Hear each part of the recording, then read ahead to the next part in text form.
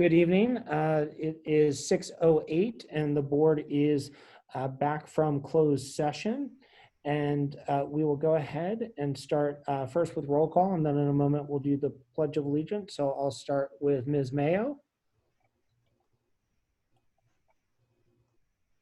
No, she's not actually. I'm here. She's here. She's unmuted. Ms. Durkee. Here. Ms. Mason. Here. Ms. Counds. Here. That's 5 of us. And so with that, I'll ask everyone to rise and join me in the national anthem. Pledge of Allegiance, right? Yeah. Are you going to sing, Brian, or was you going to? People have been waiting for so long, and I will, I will not subject anyone to singing. We're going to do the pledge. So, I pledge allegiance to the flag of of the United States of America and to and the to the republic republic for which it stands, one one nation, nation, under under God, indivisible, indivisible, with liberty. and justice for all. All right. Thank you.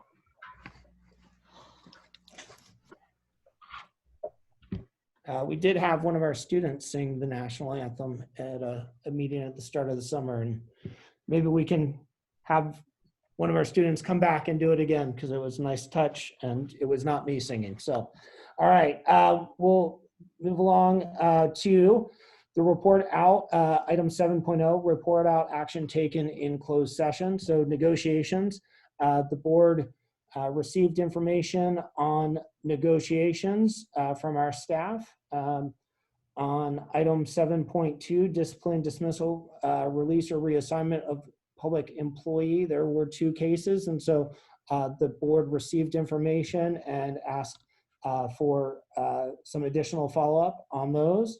Item 7.3, the public employee performance evaluation of the superintendent, we did not get to. Item 7.4, the board did go ahead and review the student school board member applications. There were 8 of them. It was a distinguished, diverse, illustrious group. It will certainly be a difficult decision for the board, but we're going to be following up in closed session to discuss it further at our next regularly scheduled board meeting. And Superintendent Dr. Clark is in touch with the student candidates. So thank you for those. We received information regarding 7.5, existing litigation, MDUSD versus Clayton Valley Charter High School. And on a weekly basis, there is a organizational update that is sent to the board, and also Dr. Clark has been sharing that with the public. This week's organizational update, there will be additional information regarding where we are in our negotiations with Clayton Valley Charter High School. So if you're interested in more information, that's where it will be available later this week. And then 7.6, conference with legal counsel regarding anticipated litigation. So that completes the report out from closed session. We move along to item 8.1, public comment. And as I mentioned at the beginning of our meeting prior to us going into closed session, we continue to give the opportunity, the public the opportunity to participate by emailing board comments at mdusd.org. Each and every board member simultaneously receives those emails.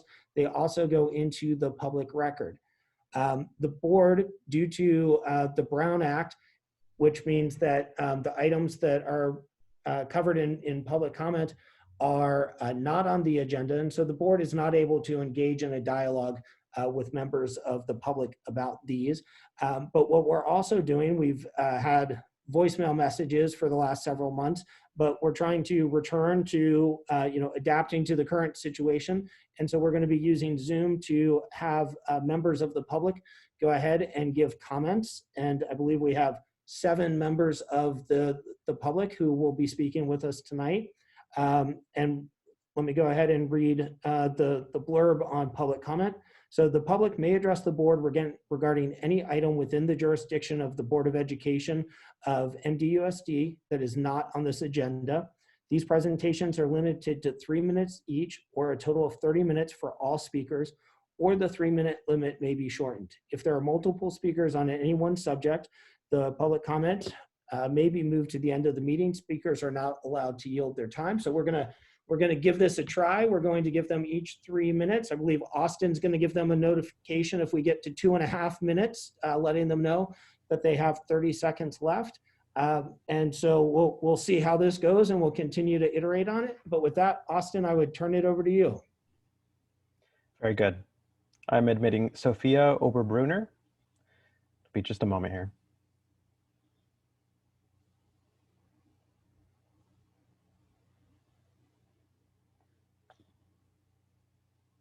Sophia, are you with us?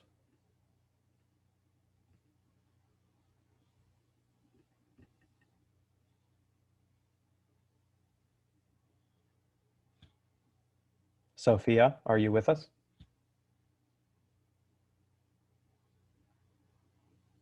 Sophia, are you with us? Looks like she's just joining us now and connecting to audio. Very good. And Austin, while we're waiting for Sophia, do you want to, are you able to share who the second speaker would be? Yes, second we will have Anita Johnson. Thank you. Sophia, it looks like you've connected to your audio. So when you're ready, you have 3 minutes and your time will start at your first word.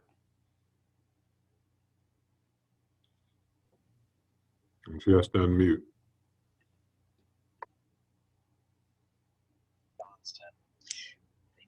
Sophia, it looks like you've connected to your audio. Sophia. So when you're ready, you have 3 minutes. I don't know. And your time will start at your first word. Who is? Can you confirm which Sophia? Just unmute. Sophia Oberbrunner, this is you. You have 3 minutes. Oh, okay. For what? Go ahead, speak. Tell me what you said. Sophia, it looks like you've connected to your audio. Sophia. When you're ready, you have 3 minutes. I don't- And your time will start at your first word. Can you hear me? Can you hear me? Yes. That's fine. Yeah. I'll give you your notes. Okay, I'm getting my notes.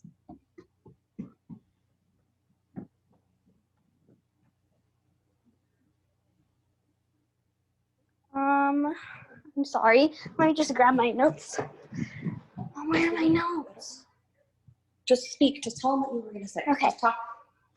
I am a 6th grader here at Diablo View, and I feel that it's really hard to be on Zoom when I need to connect with my friends and my teachers.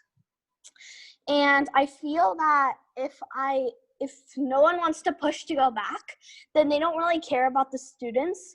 And if you do care about the students, I feel that you will push to go back. And not everyone, if they don't want to go back, they can stay home. And the people that do want to go back, they can go back. I think you should let them go back if they want to go back. And if they don't, it's really hard to do Zoom, and I need to connect with my teachers and staff, especially starting junior high this year. And coming out of elementary school, I need to get to know this school easier instead of being on Zoom and learning over the computer. And I really appreciate if you guys would consider sending the people that do want to go back, and the people that don't want to go back, they can have a choice to stay at home and learn. Thank you. Thank you, Sophia, for your comment. Your comment has been heard. I'll go ahead and excuse you from the meeting now. And then Austin, could you share who's going after Anita so that person could be ready as well, please?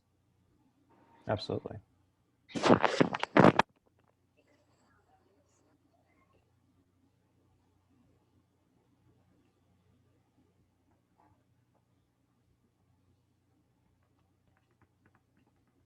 Okay, so first we will have Anita Johnson, and that would be followed by Jenny Zhu.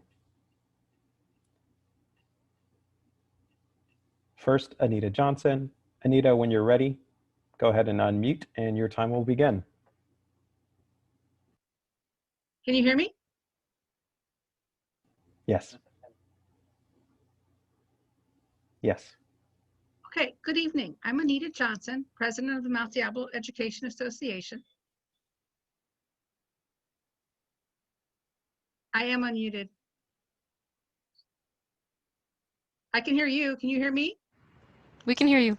You can hear me now? Yes. Okay, good, good. Okay. Oh. We're getting some feedback.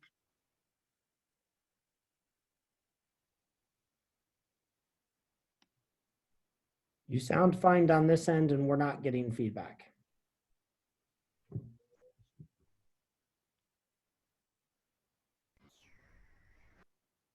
Okay, I'm gonna try this again. Okay, I'm Anita Johnson, president of the Mount Diablo Education Association. Can somebody give me a signal that you can hear me? Wonderful, okay. The unaudited actuals have revealed that, as we suspected, the fiscal department grossly overestimated expenses in every report last year. In the estimates that they provided in the budget adoption process, they estimated total expenses for last year at $381 million. The unaudited actuals showed actual expenses to be only $365 million, a difference of $16 million. In books and supplies category alone, the discrepancy was $12 million. Last year, we frequently voiced our concerns with the department's estimates. I hope now you can see that our concerns have proven to be true. Now, I encourage you to ask probing questions about these errors and establish some procedures that will, over time, create more reliability in the estimates. Until then, I think we all need to view estimates from this department with great skepticism. Thank you for your time and for establishing this public comment period. Have a good evening. Thank you, Anita. Thank you. And next we have Jenny Tsu, who will be followed by Alex Hernandez. First, Jenny Tsu.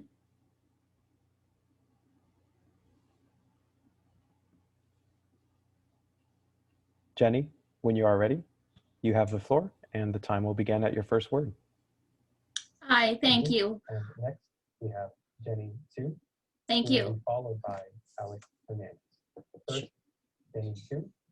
Thank you. Can you guys hear me? Okay. So my question is there a time that you guys can please? You have the floor and the time will begin at your first word. Okay. Okay. Hi, thank you. Thank you. I hear an echo back. Do you guys hear that too? Thank you. Can you guys hear me? Okay. So my question is there a time that you guys can please?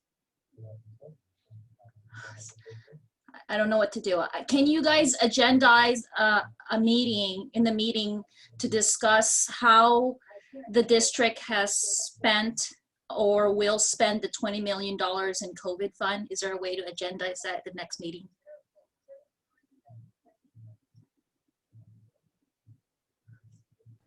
I don't know what to do.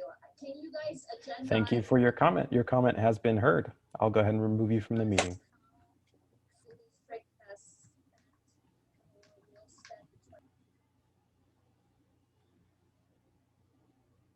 And next we have Agnes G.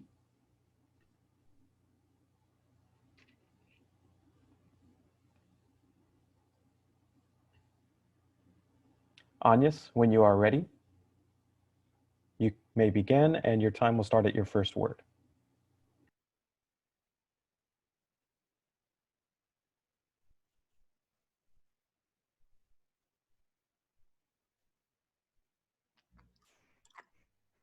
Do I tell Anya you're muted? All right. Can you hear me? All right. Yes. I'm calling you because my question would be why there is no communication with our high school. My son goes to this high school. He's very happy. He's doing very well over there. And our school is diverse. And now what we are hearing is we cannot make any improvement to the school. There is like a stone wall where we don't get any answer. We've been writing as parents, we've been doing petition, and we do not hear anything from the Mont Diablo board. So that's my simple question. What is going on? I mean, it seems to us as parents at this point that it's almost like we are thinking,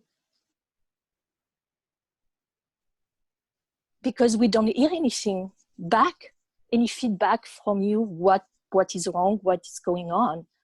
On our side, our school looks really great, and we live in this school, beside the COVID, but at that point, we don't understand. We do not understand why you don't put our kids first, basically. So that's all we have to say at that point, I think, is why there is no communication, no resolution. I mean, the stress is almost, right now with the COVID, with everything going on, all the families, including ourselves, we have a lot of stress. And to see this stone rolling with our school is very distressing. So I hope you're going to find a solution, a resolution, something that makes sense for all parties. That's all I have to say. Mr. President, may I ask a clarifying question? Please. May I ask which high school you're speaking about? Clayton Valley Charter High School. Okay, there is some improvement now to be done in the school. I know there is money. I mean, for a year, we had a AC unit on the side. We did meeting as parents and students. We were sweltering. The Mont Diablo board, refused, forbid to us to put the air conditioning on the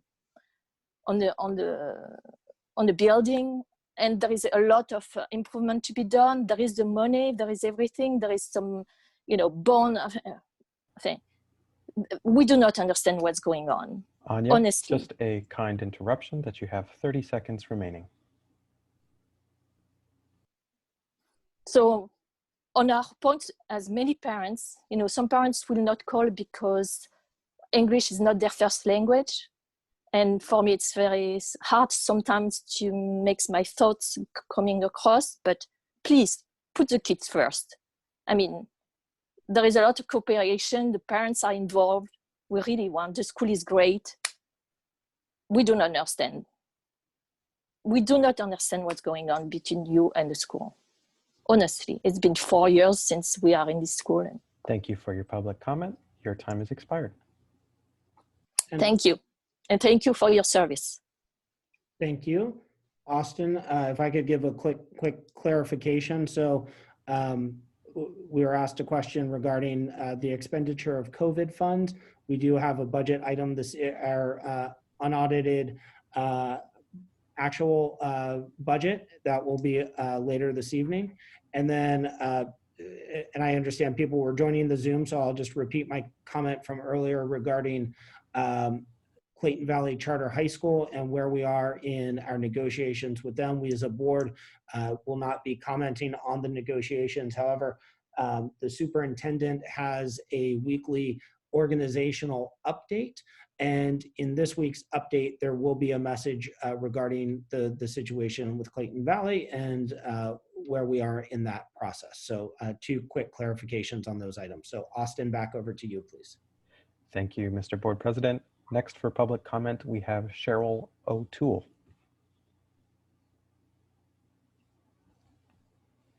Cheryl, when you're ready, you can begin your public comment and your time will start at your first word.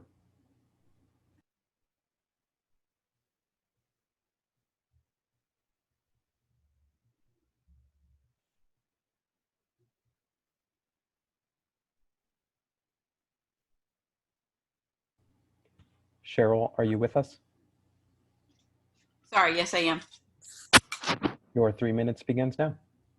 I would just like to say that I would hope that Mount Diablo School District and Clayton Valley could work together for the best for our kids in our community. just with everything going on and stuff, I hope that our community can come together and spend our money where it should be spent and play nice, I guess. Well, thank you. Thank you, Cheryl. Your comment has been heard. I'll go ahead and excuse you now. And Mr. Board President, there are no other individuals waiting to be heard for public comment. Thank you. I appreciate it, Austin. As promised, we knew it will be a work in progress, so we'll continue to get better at that, get our timing. Thank you to everyone who was giving thumbs up to let our speakers know, and hopefully we'll figure out the slight time delay. We seem to get better as we went along. So thank you to Austin and the rest of the team for your work in putting that together. It is appreciated. So with that, we move along to item 9.1, district organizations. At regular board meetings, a single spokesperson of each recognized district organization may make a brief presentation. Items are limited to those which are informational. Do we have any of those this evening? There were no statements from our unions or organizations. Okay. We move along to recognition and resolutions. We have 6 of them. The first one is review and potential approval of Resolution 2021-18 in recognition of Dyslexia Awareness Month.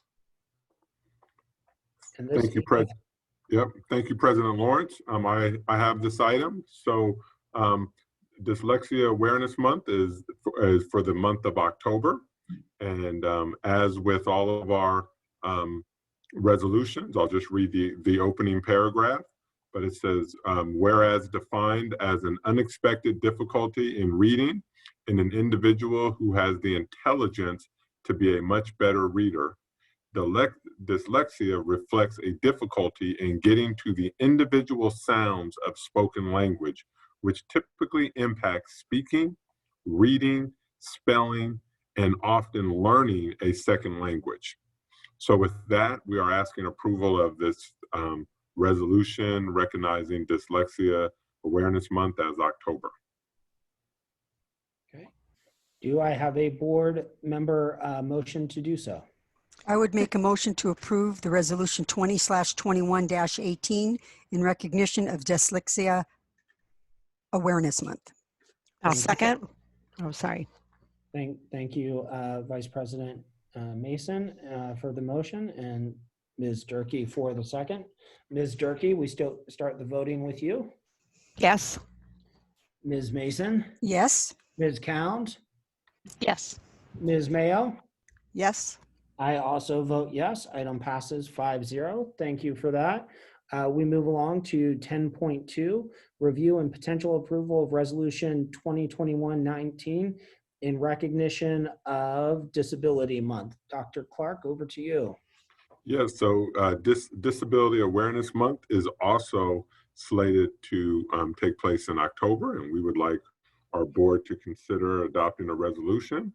And the opening paragraph says, whereas a significant number of people with disabilities throughout history have been recognized nationally and internationally as positive role models for their significant contributions in many fields. With that, we ask for approval. Okay. Would a board member like to make a motion? Mr. President, I move that the board approve October as Disability Awareness Month and approve the resolution. I'll second that. Thank you, Ms. Mayo and Ms. Mason. Ms. Mason, we'll start the voting with you. Yes. Ms. Mayo, Yes. Ms. Cound, Yes. Ms. Durkee. Yes. I vote yes. Item passes 5-0. We move along to 10.3, which is review and potential approval of Resolution 2021-20 in recognition of Anti-Bullying Awareness Month. Dr. Clark? Yes, so again, let me read the first paragraph here. Actually, I may have to do 2. Whereas the Mount Diablo Unified School District's local control and accountability plan indicates all students will receive a high-quality education in a safe and welcoming environment. Whereas the Mount Diablo community is committed to supporting the young people in our schools as they make positive choices that lead to successful futures. And so with that, we would like the board to consider adopting or voting on the resolution in recognition of Anti-Bullying Awareness Month. I would Mr. make a motion. President? Oh, go ahead, Sharon. Sharice, go ahead. You go ahead. All right. I move to approve Resolution 2021-20 in recognition of Anti-Bullying Awareness Month. And I'll second it and recognize that this is every month at Mount Diablo. Absolutely. And I also appreciate that there are details in this resolution that everyone can read about what is expected to happen at every school. So, thank you, Ms. Cowan, for making the motion. Ms. Mason for seconding. Ms. Mason, how do you vote? Yes. Ms. Cowan? Yes. Ms. Mayo? Yes. Ms. Durkee? Yes. I also vote yes. Item passes 5-0. I would just take a moment to say I think that in the past there was a perception that anti-bullying, a lot of that was in person, and yet I think as we've mentioned and shown that so much of it has now moved to online and digital forums, and I appreciate the work that our staff and our community is doing to keep this at the forefront, even though it's changed in nature. So I say thank you for that. We move along to 10.4, review and potential approval of resolution 2021-21 for personnel with provisional internship permits. And is Dr. Clark, is this you or Dr. Rubio? It is me, but I will pass it on to Dr. Rubio. Okay. Good evening, everyone. It's my pleasure to bring this to your attention this evening. As you know, the CTC, the Commission on Teaching Credentialing, no longer issues emergency permits, but instead will issue or can issue a provisional internship permit, or a PIP or PIP, which gives applicants additional time to meet subject matter competency requirements needed to enter an internship program. And we're bringing to your approval the request for one individual this evening for approval. Okay. Thank you, Dr. Rubio and Dr. Clark. Do we have a motion? Mr. President, I would move that the board approve resolution 20/21-21 for personnel with provisional internship permits. I would second. Thank you, Ms. Mayo and Ms. Mason. Ms. Mason, how do you vote? Yes. Ms. Mayo? Yes. Ms. Durkee? Yes. Ms. Cowan? Yes. I also vote yes, 5-0. We move along to 10.5, review and potential approval of resolution 2021-22 for personnel with variable term waivers. Dr. Clark? And I'm going to pass this over to Dr. Rubio. Thank you. Similar to the last resolution, this grants applicants additional time to complete certain requirements for their credentials that authorizes their service. And we have 4 applicants. There are 4 teachers this evening, or first staff members, where we are requesting approval. Okay, thank you. Board members, a motion, please.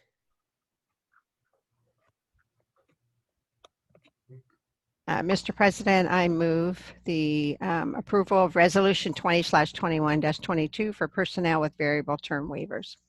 I'll second. Okay, thank you, Ms. Durkee, for the motion. Ms. Mason for the second. Ms. Mason, how do you vote? Yes. Ms. Durkee? Yes. Ms. Mayo? Yes. Ms. Cowan? Yes. I vote yes, 5-0. Thank you, everyone. And we move along to our final resolution, which is 10.6, review and potential approval of resolution 2021-23, authorization to join Education Technology Joint Powers Authority. Dr. Clark? Yep, and this time I'm going to pass it over to Dr. Gonzalez. Okay, thank you. Dr. Gonzalez? Thank you. So by approving this resolution, it allows us to become part of this joint powers agreement, which allows us to get into piggyback bidding and lower cost technology contracts. Elizabeth is here from purchasing. Elizabeth, anything that you have to add? Because we both worked on this together. No, that pretty much handles it. Are there any questions from the board? Any board questions? Okay, seeing none, I would look for a motion, please.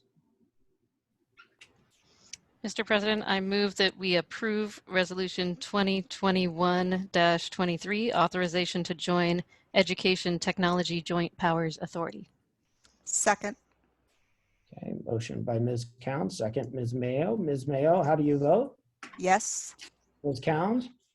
Yes. Ms. Durkee? Yes. Ms. Mason? Yes. I vote yes. Item passes 5-0. That completes our resolutions. Thank you, everyone. And now we move along to the excitement of personnel appointments. The first one, 11.1, review and potential approval of personnel appointment principal, Diablo View Middle School. Dr. Clark, over to you. Yes, so we are so excited to welcome this individual to our district. And so without me spilling the beans, I'm going to turn it over to Dr. Rubio. Good evening. It's my pleasure to tell you a little bit about Mr. Peter Fong, who is the selected applicant for the position at Diablo View Middle School. He has been a professional educator for 27 years and a principal for 13 years.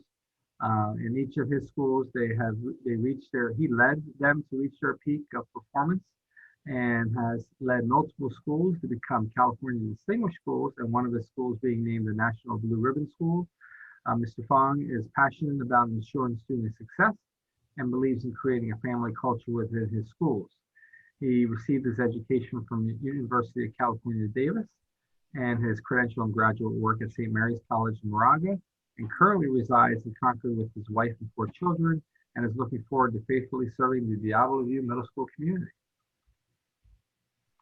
Great, thank you for that. Do I have a motion from the board? I will make a motion to approve Peter Fong as the principal for Diablo View Middle School. I'll second. Okay, thank you, Ms. Mason, for the motion and Ms. Durkee for the second. Ms. Durkee, how do you vote? Yes. Ms. Mason? Yes. Ms. Count? Yes. Ms. Mayo? Yes. I also vote yes. Congratulations, Peter. Thank you so much. Would you like to say a few words? Yes, I would. I'd just like to express my deepest gratitude to Dr. Clark, the esteemed members of the board, and the executive cabinet for this opportunity to serve our community. I just want to say how honored and humbled I am to be able to accept this appointment as principal of Diablo View Middle, and just say I can't wait to start meeting the students, staff, and community. All right. Welcome to you, and thank you to Patty Bannister for her many years of service there. And we'll move along to item 11.2, review and potential approval of personnel appointment program. It changed on me. Program specialist, categorical program, site-based at Oak Grove Middle School. Yes. So again, we are very honored tonight to welcome another potential member to the team. And so with that, I'll turn it over to Dr. Rubio. Thank you. It's my pleasure to tell you a little bit about Christina Macalino. I hope I'm pronouncing her last name correctly. She's been a high school English teacher, a high school assistant principal, a middle school principal, and 1 year as a high school co-principal of a large comprehensive high school. Her most recent position was serving 2 years as vice principal at a TK-8 elementary school. She has overseen master scheduling. She has supervised the implementation of IB, and she has organized weekly site level professional development. She is excited to transfer into her role as program specialist at Oak Grove Middle School, and this position will allow her to focus on the educational aspects she is most passionate about, providing curriculum and instructional support, and organizing authentic collaborative practices that focus on student achievement via culturally responsive, equity-based planning. She has a bachelor's in English in preparation of teaching from San Jose State, a master's in urban education from Holy Names University, and a doctorate in education from Mills College. When she is not researching when she is not researching best instructional and collaborative practices, Dr. Macalino enjoys reading sci-fi books, collecting first edition John Steinbeck books, and playing golf with her fiance. Well, this one sounds like a perfect fit. Mr. President, I move that we approve Dr. Christina Macalino to the personnel appointment for Program Specialist Categorical Programs, site-based at Oak Grove Middle School. Second. Okay, thank you, Ms. Cowan, for the motion. Ms. Mayo for the second. Ms. Mayo, how do you vote? Yes. Ms. Cowan? Yes. Ms. Durkee? Yes. Ms. Mason? Yes. I also vote yes. Congratulations, Christina. We are delighted to have you joining at Oak Grove. Would you like to say a few words? Yes, thank you. Good evening, President Lawrence, Mount Diablo Unified Board members, and Superintendent Dr. Clark. It is an honor to become the Instructional Program Specialist at Oak Grove Middle School. I'm excited to assist with the MYP IB application process and to provide support with curriculum and instructional practices at Oak Grove. Thank you for this opportunity, and I look forward to working with the Mount Diablo school community. Wonderful. Welcome and thank you so much. All right. We So move I just have to just acknowledge just the high quality of these two individuals. So very, very happy to have them in there. And I have to let Ms. Macalino know that when I complimented her bookshelf, I hadn't read her bio before that. So I just gave her a compliment on the nice bookshelf, and then it turns out she has all these classics and originals. And then in her bio, she talks about like this love for reading the classics and stuff. So that is just what we need in our middle schools. So so excited to have you both, and welcome to the team, and many more to come. So thank you so much. Thank you. And it's an honor to work with Mr. Fong again. We both worked at in Millbrae, so it's really good to see him again. Good to see you, Peter. All right. Excellent. Nice. And we're going to move to board member reports. And I would just say I have to admit that I'm here in my office, and I have a very barren wall behind me. And if I was at home, I have to confess that my wife had a purge a year or two ago of books, and we've moved entirely to Kindle. So I'm like, I could hold up my Kindle, but other than that, there aren't quite as many books in our house. So I'm always envious when I see people with exquisite book displays in the background. So, all right, we'll move to board member reports, and we'll start. We'll go ahead and start with Ms. Mayo. Thank you, President Lawrence. On January, gee, I want to start the year over. I want to start 2021 over. How's it? We're all in favor of 2021 versus redoing 2020. Right. On September 17th, I, like many board members, attended many meetings that were scheduled that day. First was the Parent Advisory Committee meeting, which was very well attended. The Measure J Bond Oversight Committee followed the PAC meeting. Then there was the DLAC meeting following the Measure J meeting, and the evening concluded with the Measure C Bond Oversight Committee meeting. But it wasn't quite finished then. I know the entire board will join me in congratulating citizens from Pleasant Hill who were recognized at the Community Awards ceremony. And in particular, Mary Gray achieved the Outstanding Education Partner. And then there was Olivia Lamas, who was the Student of the Year, and Kristen Tharelson, who is the Teacher of the Year from Valley View Middle School. So we congratulate all of those individuals for their service to the Pleasant Hill community. And I would like to first I want to thank all of the individuals that were involved in the Pleasant Hill Elementary School incident that happened earlier this week. And I want to thank everyone, including the principal, who acted to reassure the entire community. And then I would like to remind everyone that tomorrow night there is a Mount Diablo School District candidate debate that's being sponsored by the Contra Costa County Library and the Diablo Valley League of Women Voters. It begins at 6 p.m. and folks do have to pre-register. In order to pre-register, just go to the Contra Costa County Library website and type in forums, and then you'll be able to pre-register to join the candidate forum. The candidate forums will be posted later for viewing, so I encourage the larger community and voters in Area 3 to review the taped forum to help you determine how you would like to cast your ballot. I also want to thank Dr. Clark for and staff for providing the opportunity for candidates to see our district in action and learn more about the work of the Mount Diablo School District. And I want to thank my colleagues for their involvement in the workshop that we held on September 22nd. I felt that it was very productive, and that's thanks to staff's reports, the superintendent's guiding us through the evening, and everyone's candor in their remarks while we were going through the workshop. So that's it. Thank you.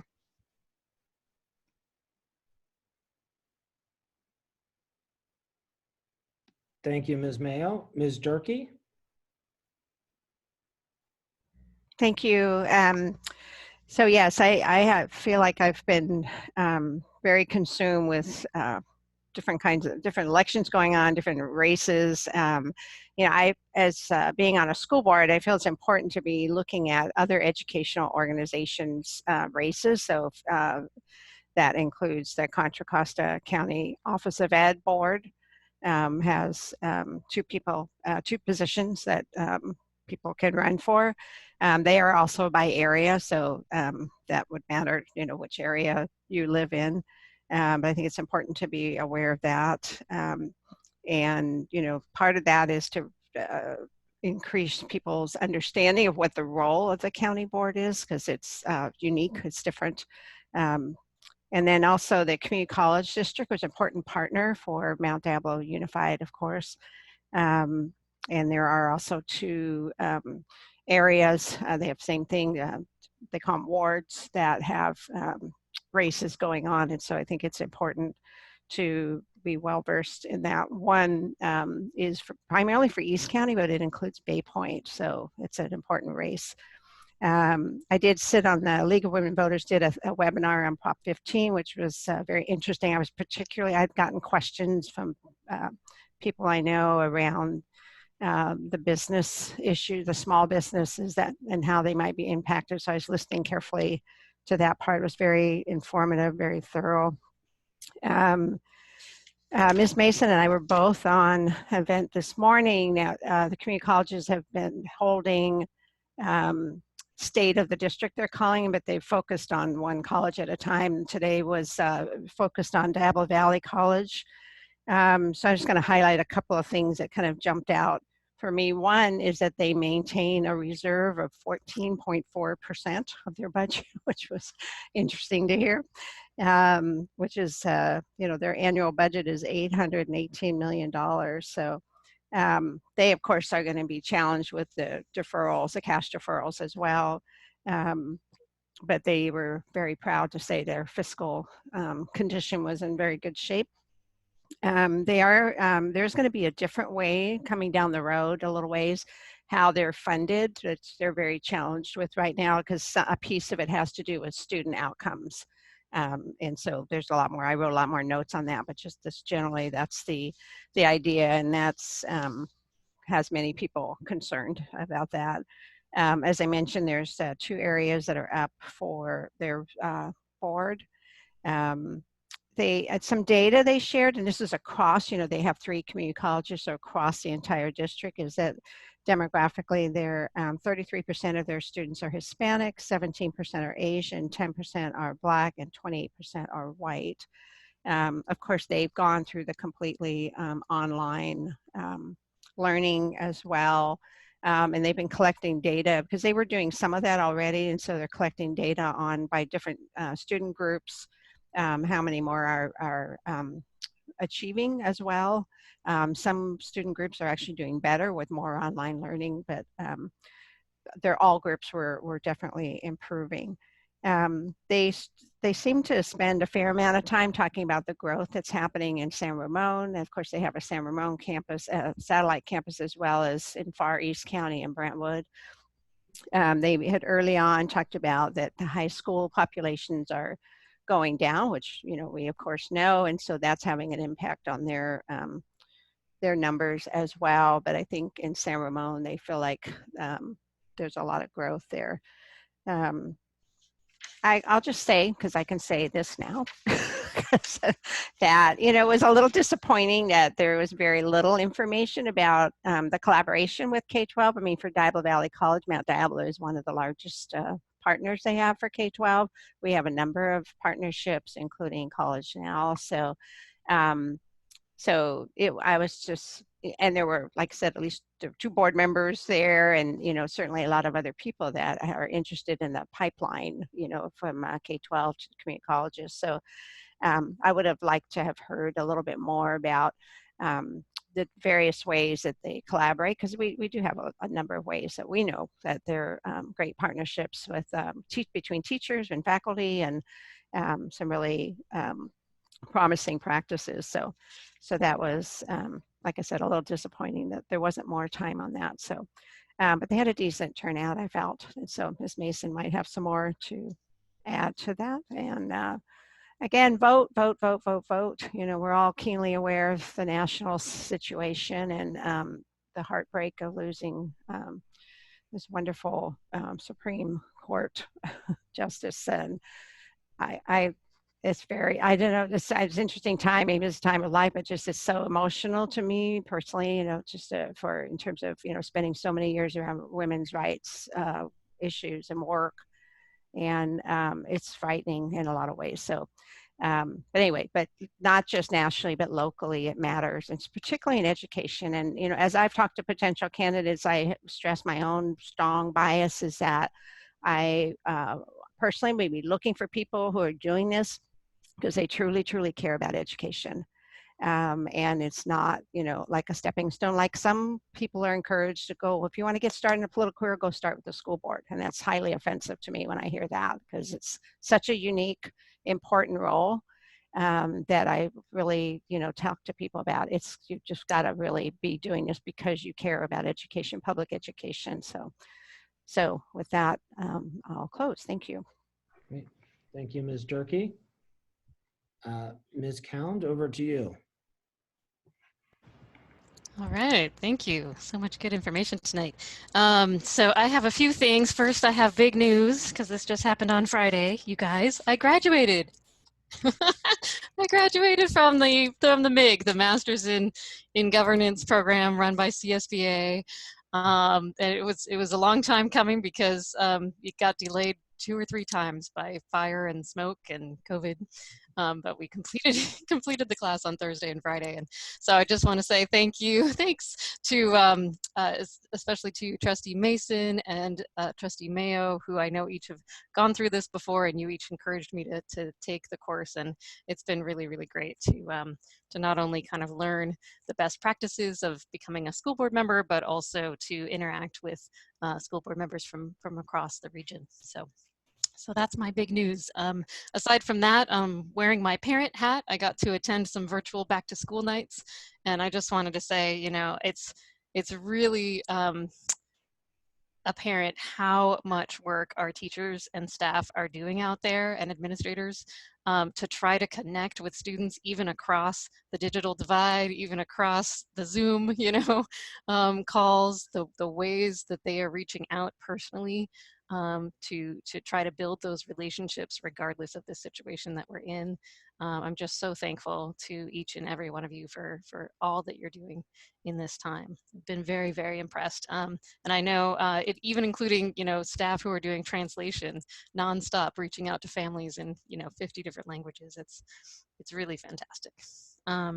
So I just want to mention a couple of things. One is, I don't know if I've mentioned this before, but the state CDE came out with their most recent draft of the Model Ethnic Studies curriculum, and public comments, you can make public comments on their site, and they're due September 30th is the last day, so this is the last few days of that. But it looks really good. You can get there by going to the CDE website, cde.ca.gov, and then just type in Ethnic Studies Model Curriculum Project. There's one place where it shows the guidelines, but there's another place where it says project, and that there you can actually click on all of it.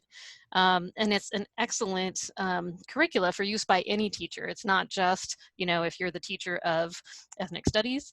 It's really interesting, even as a parent, to read some of what's in there about all the different ethnic identities that we have in our schools and in our country and in our state, and the things that we should be learning about them. It mentions a couple of things that research has shown that this type of curricula can do for students, including helping students develop a strong sense of identity, contributing to students' sense of agency and academic motivation, reducing stereotype threat, aiding in the social emotional wellness of students, increasing youth civic engagement and community responsiveness. It also leads to an increase in attendance, test scores, GPA, an increase in graduation and college enrollment rates, and most importantly, it helps to foster a classroom environment of trust between students and teachers, enabling them to discuss contentious issues and current events. And so we know that's a big thing that is needed right now, and it's available to all of us. And it's open for some public comment as well. This is the second time through. One last reminder to fill out your census. That's also September 30th, I think, is the last day. Every single one of us counts, and it does not matter if you are, if you have papers as a citizen or not, you should be counted as someone who lives here. So please spread the word on that.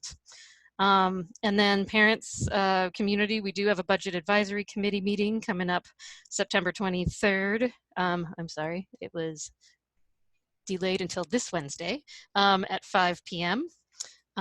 So that's good.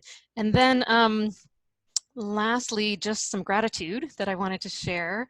I agree, Trustee Mayo, that the study session that we had last week was really great and informative, thanks to all the preparation that went into it.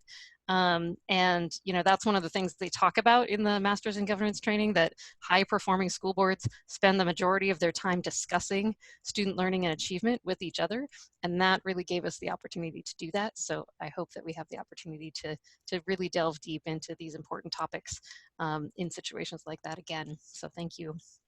I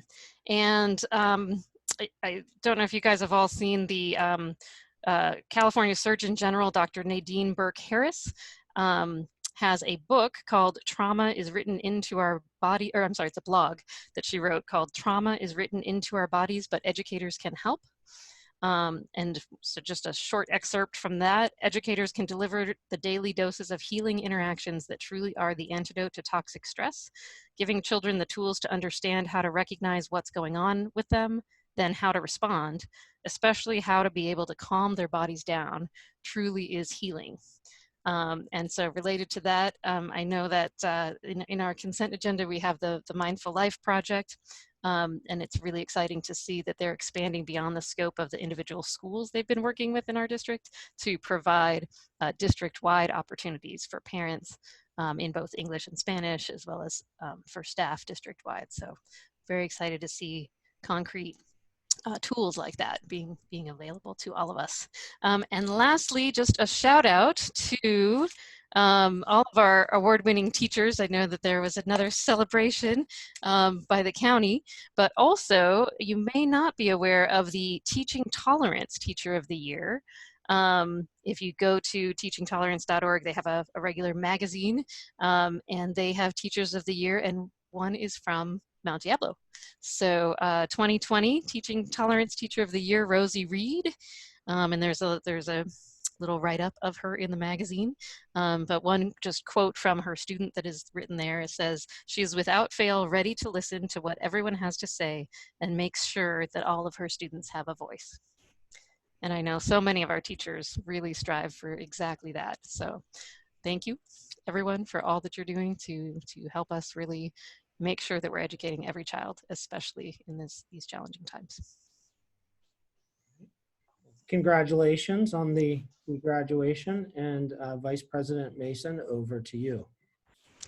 Most of my events have been covered, but that's okay. I was on the DVC call. I was at the DLAC meeting at the study session. I guess the only thing I did that you guys weren't included in for the last 2 weeks was my racial oversight committee. We had another data meeting, and we were getting closer to having data collected from the DA's office and probation and all the police departments to better guide our new county office of ethnicity. So that's what I've been doing. Back to you, Mr. Lawrence. All right, great. Thank you. I'm just going to confine mine to thank you everyone for covering your events. I'm going to touch on Ms. Cound mentioned the study session that we had last week. I thought that was very productive. We are going to be having another study session, which will be specific to the return to school. And we are, Dr. Clark is working to finalize details, but I think we're looking at, it will be next week. And right now, most likely it will be Wednesday, October 7th. We'll be confirming board member availability and sharing more info about that. So that is coming up. And I think obviously that's the most important discussion that we can be having as a board.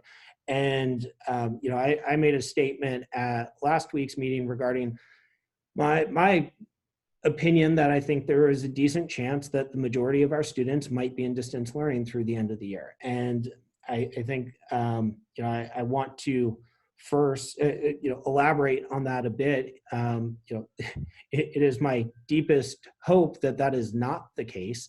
I think we've consistently talked about a board that we want our students back. And I know from Dr. Clark on down, every member of staff wants that too, but we want to make sure that we do it safely. And so, you know, in June, I was very optimistic about our chances of being able to start bringing some students back. And one of the things we said was we knew there are certain groups of students who distance learning was even more difficult for them. And so that was English language learners.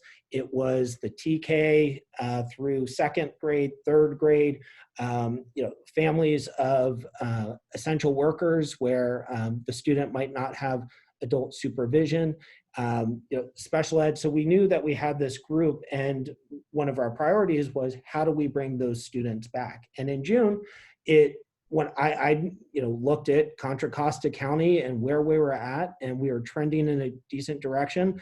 And even though it was very tragic, the number of people who died, the majority of them were people in their 80s and 90s. There was one person under the age of 50 who had died, and no one under the age of 20. And so it seemed as though that was more of a possibility. Unfortunately, at the same time I was writing that, our numbers started increasing, and it was a lot around when you take a look at, apologies, apparently there's some type of emergency going on, so you might hear some sirens in a moment. When you look at people started doing more things, we started opening back up around Memorial Day through 4th of July, and those numbers went up. And that was part of why we ended up across the state, and certainly here in Contra Costa and Mount Diablo, in distance learning. And so I think it is time to you know, start that conversation. The good news is we are trending in a better direction right now, but we also know that the flu and cold season, which the experts have said that the winter could be a very dangerous time, that we could expect a second wave potentially in the winter. And so that's something for us to balance. And right now there are 4 tiers, and we are in the most dangerous tier, and we're hoping to move into the 3rd tier, which is progress, but it is still not any sort of, you know, hey, everything is returning to the way it was. And so, you know, I balance my optimism of let's take steps to return to school with knowing that, you know, over the same weekend, it was reported that more Americans tested positive for COVID than had at any point in this pandemic. We've just hit 1 million deaths worldwide, which is certainly incredibly tragic. And we also have information today that there are reports that the White House was pressuring the CDC to change their guidelines around the return to school. And so there are also people who've not liked the fact that I shared that we are subject to actions at a federal level as well as a state and county level. And so we do have restrictions from county guidelines and state guidelines governing how many students we could have in a classroom and what that might look like, and also the federal response. But I don't think that as a school board member, we can pretend that those things do not exist and that we have an obligation to speak out about the things that are impacting our students, whether that's funding or safety measures. And so I will continue to do that, but I am looking forward to us having a conversation. And I know Dr. Clark in his report tonight is going to share some of that, talking about the surveys that we're going to do, because we're doing multiple surveys, not just of parents, but multitude of surveys. So I'm looking forward to that and us having the conversation. And I think that this is certainly a passionate issue, and there are a lot of different perspectives on it. I think our board has repeatedly shown willingness to engage in hard conversations and do so in a respectful manner. And I hope we can, I'm confident we as a board can do that. And I'm hoping that our community chooses to engage in a respectful manner and share viewpoints. Because I also say that, I think there are different parts of the spectrum on this, and that when people say, there's nothing to worry about, send everyone back, they don't need masks, I think that gives a lot of pause and concern to people who say, well, if I'm going to send my student back, or if I'm a teacher or I'm staff and I'm going to go back, are people who are saying those things, are they taking this seriously? Are we going to partner on this? Are we going to work together? And at the same time, I think that we have to recognize that coronavirus is not going to magically disappear, and we need to help provide our students with a path to returning to school, especially those who are most in need. And I would also say, something and this is a board decision, but I've had concern around the hybrid model of, are we trading having everyone go back a little bit, and instead does that diminish our ability to help those who are most vulnerable and most in need? Because there are trade-offs. It is not going to be everyone's going back fully tomorrow. We know that.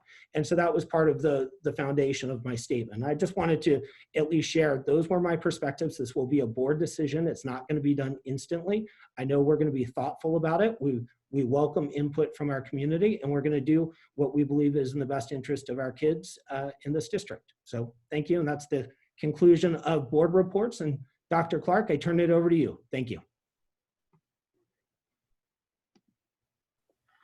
Thank you so much, President Lawrence, and the rest of the trustees for your very informative reports. I learn a lot listening to all the things that you guys have going on, and that's been very helpful. I'll be very brief with my comments tonight. First of all, I do want to recognize the staff out at Pleasant Hill Elementary School. The principal over there, really took a leadership role there when this unfortunate event took place on her campus.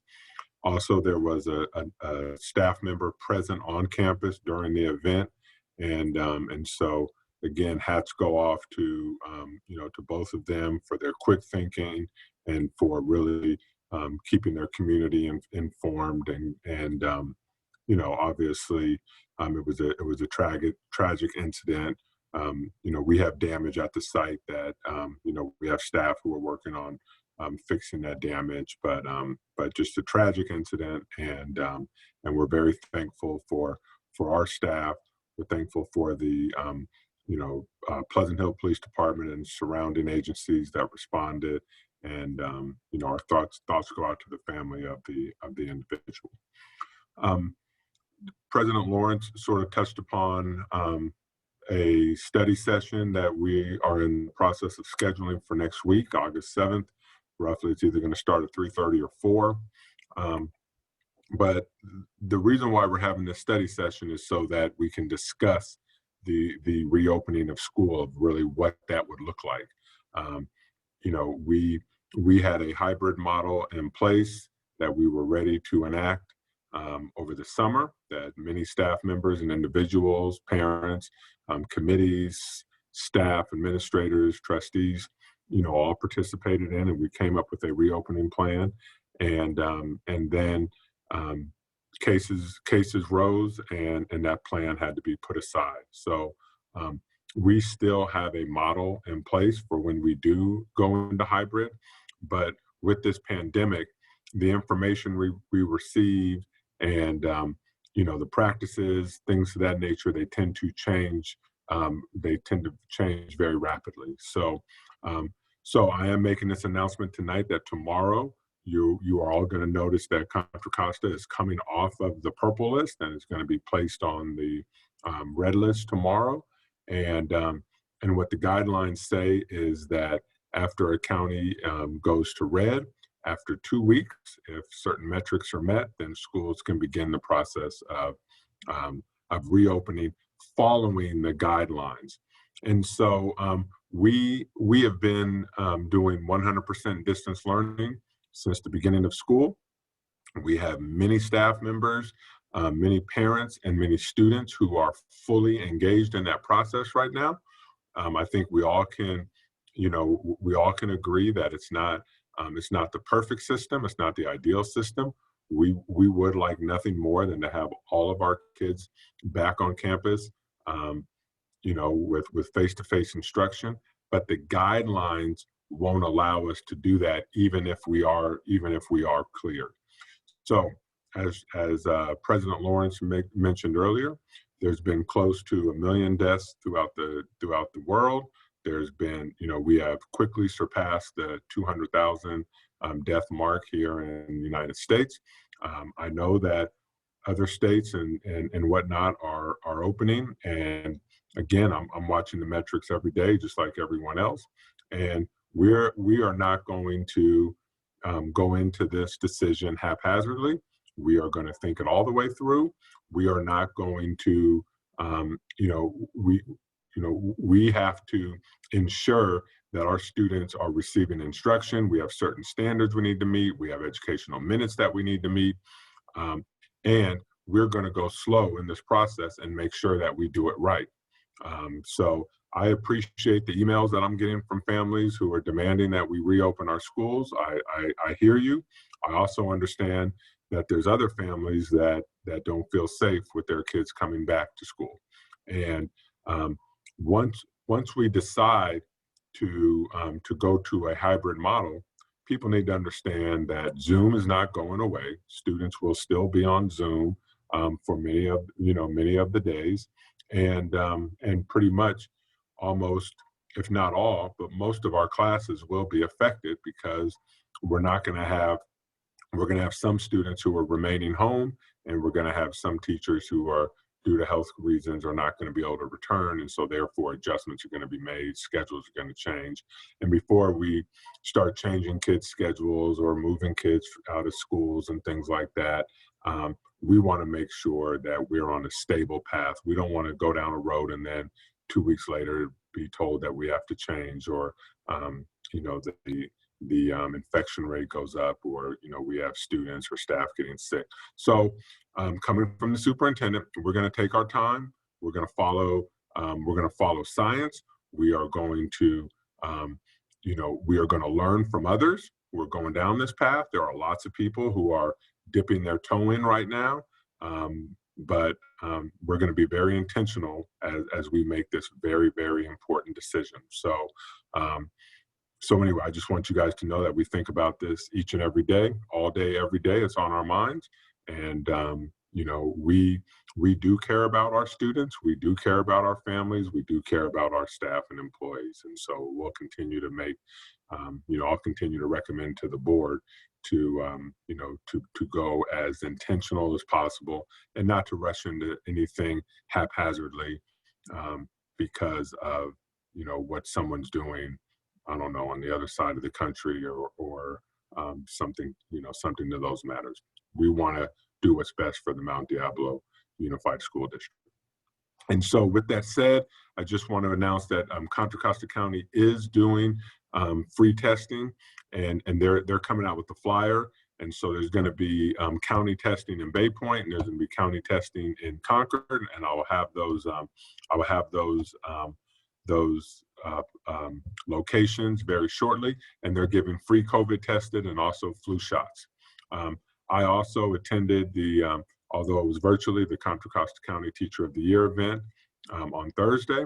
And I also want to announce that tomorrow evening we are having a virtual college fair. So there's lots of flyers out there regarding the college fair. And again, study session next week. We're not making a decision next week. We are just going to give the board lots of information, lots of scenarios. We will, as President Lawrence mentioned, we will be doing a survey that will be going out specifically to parents, asking them a series of questions about what they would like to see next during this next phase.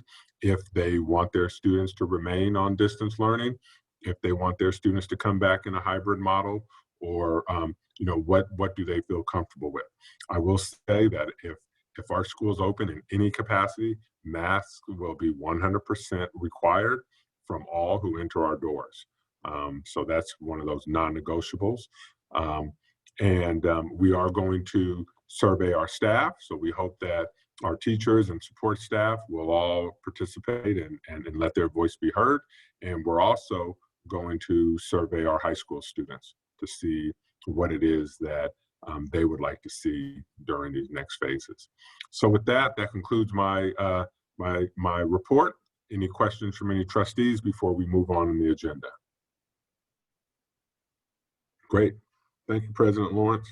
Yeah, and actually, Dr. Clark, I do have one if other trustees do. So I think, you know, we'll figure out terminology and things like that. But in my mind, we had a very concrete hybrid model, which included here's which days, which students were going to go to class and things like that. And I guess I have two concerns with that. One is, you know, the implementation during the school year, once we've already established parameters, in terms of, as we survey teachers, if two teachers at a particular school say, I'm over 65, I'm not coming back, and how we shift to allow in-person instruction there, and just the nuances of that. So that's one concern I have.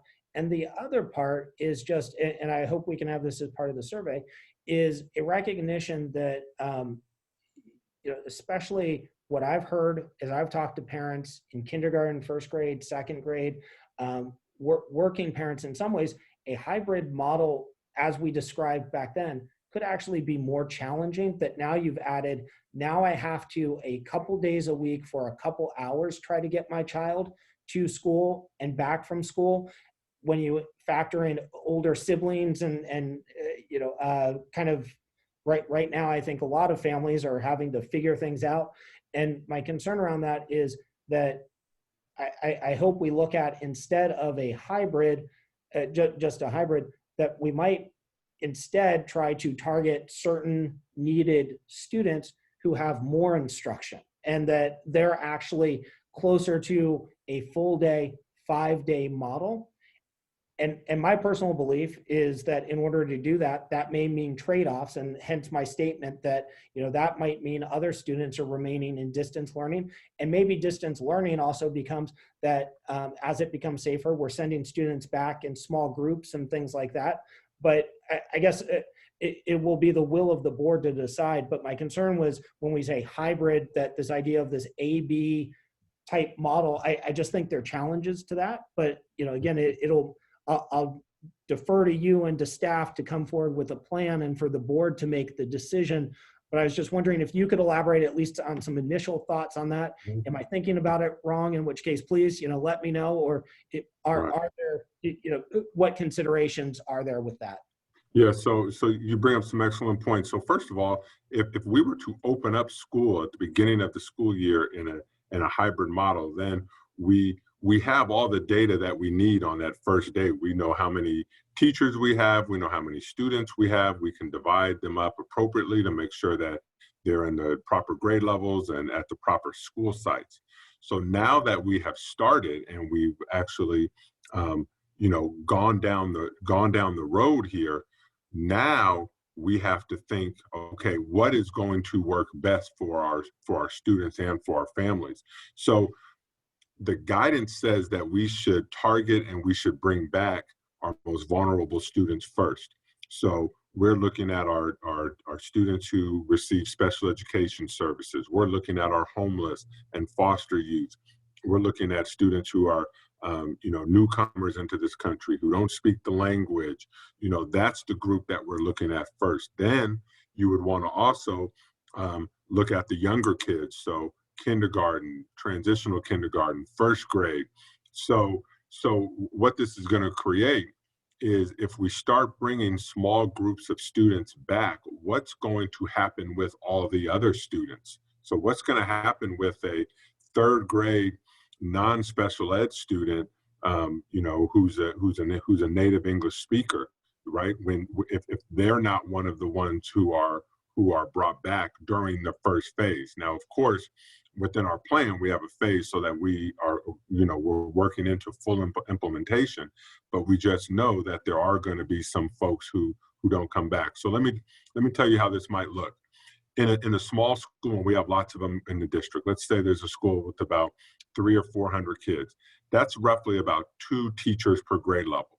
So let's just say that the 2 kindergarten teachers, who our students have gotten to know, although through distance learning, teachers are fully engaged, students are fully engaged, they're doing the best they can, but there is a relationship there. So let's say the 2 teachers, the 2 kindergarten teachers at this particular elementary school, they're both cancer survivors and they can't come back, and they give us a doctor's note.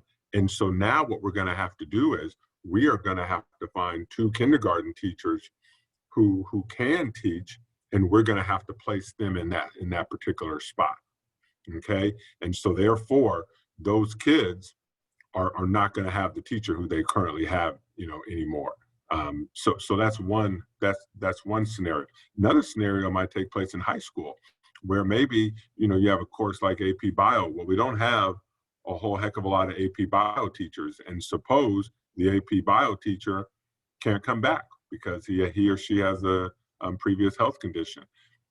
Who is now going to teach that face-to-face AP Bio class? Or is that class only going to be offered, is only going to be offered, through a distance learning model? So these are all those little things that need to be worked out. In the district, we have no problem working these things out. However, we want to make sure that parents have all the information that they have before they make the decision. Yes, I'm going to send my student to school. I may lose my teacher. I may lose my place at this coveted school that I've been trying to get into. Something like that could possibly happen once everything shakes out. But those are some concerns. So we just want a full transparency with our families of letting them know what are the possible options. And so it's not as easy to say, oh yeah, you have a big decision to make. Do you want to come in the morning or do you want to come in afternoon? It's not that clean. We would like some of our higher need students, if we do have morning afternoon session, that they would be able to stay throughout the day and get the support that they need. We may open up our schools, but maybe it's just for students to come onto campus and get counseling, right? So there's all sorts of services that our students are missing out in, but it doesn't necessarily equate to the whole big students running through the playground with all of their classmates, just randomly having fun. It's not like that. The schools I've talked to who've attempted to reopen, they have things like there's certain segments of the playground where particular classes are allowed to go. Well, that's real hard to explain to second graders, right? That you have to stay in this grid over here because it's been sterilized and it's safe for you. So there's a lot of moving parts. I am 100% confident in the district staff. I'm 100% confident in our principals. I'm confident in our parents and our students that we can pull these things together eventually, but it's just not something that we want to rush into, because there's going to be certain paths that we go down that once we start going down that path, it's going to be very difficult to pull back. So hopefully that somewhat answered your question there a little bit.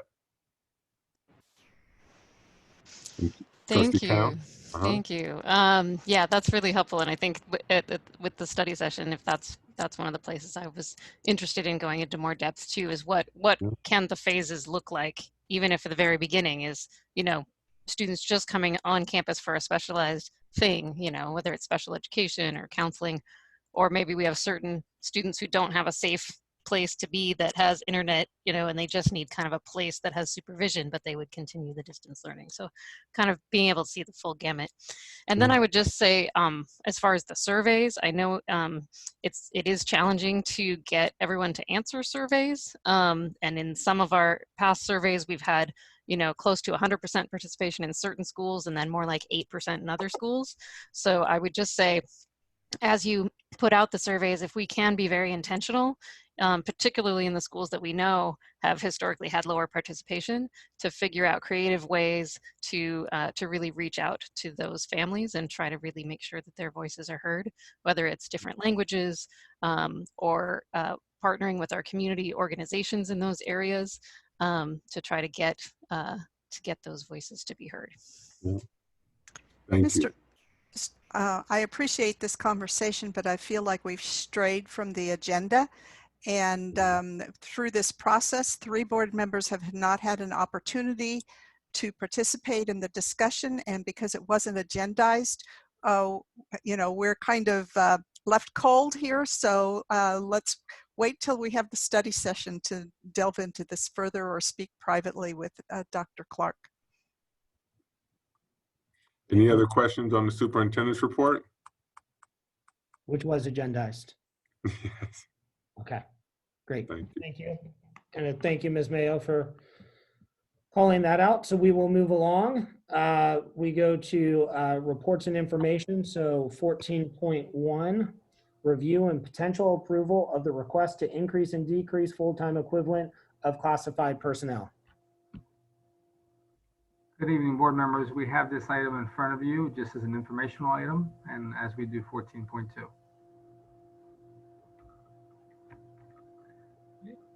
Any questions from the board? So noted. Okay. And I will call up 14.2 and also give the opportunity and give Vice President Mason a chance to say so noted if she would like. Or not, either way. All right. Thank you for that. So we'll move along to the consent agenda. 15.1, items listed under consent agenda are considered routine and will be approved, adopted by a single motion. There will be no separate discussion of these items. However, any item may be removed from the consent agenda upon the request of any member of the board and acted upon separately. Board members, are there items that you would like to remove for separate consideration from the consent agenda? 1518 for me. 15.18, okay. 15.5, please.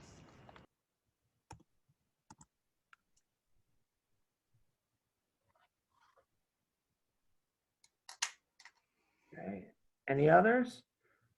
Okay, so I have the removal of 15.5 and 15.18. With the exclusion of those, would I have a motion, please? I'm making a motion that we approve the consent agenda with the removal of items 15.5 and 15.18. Second.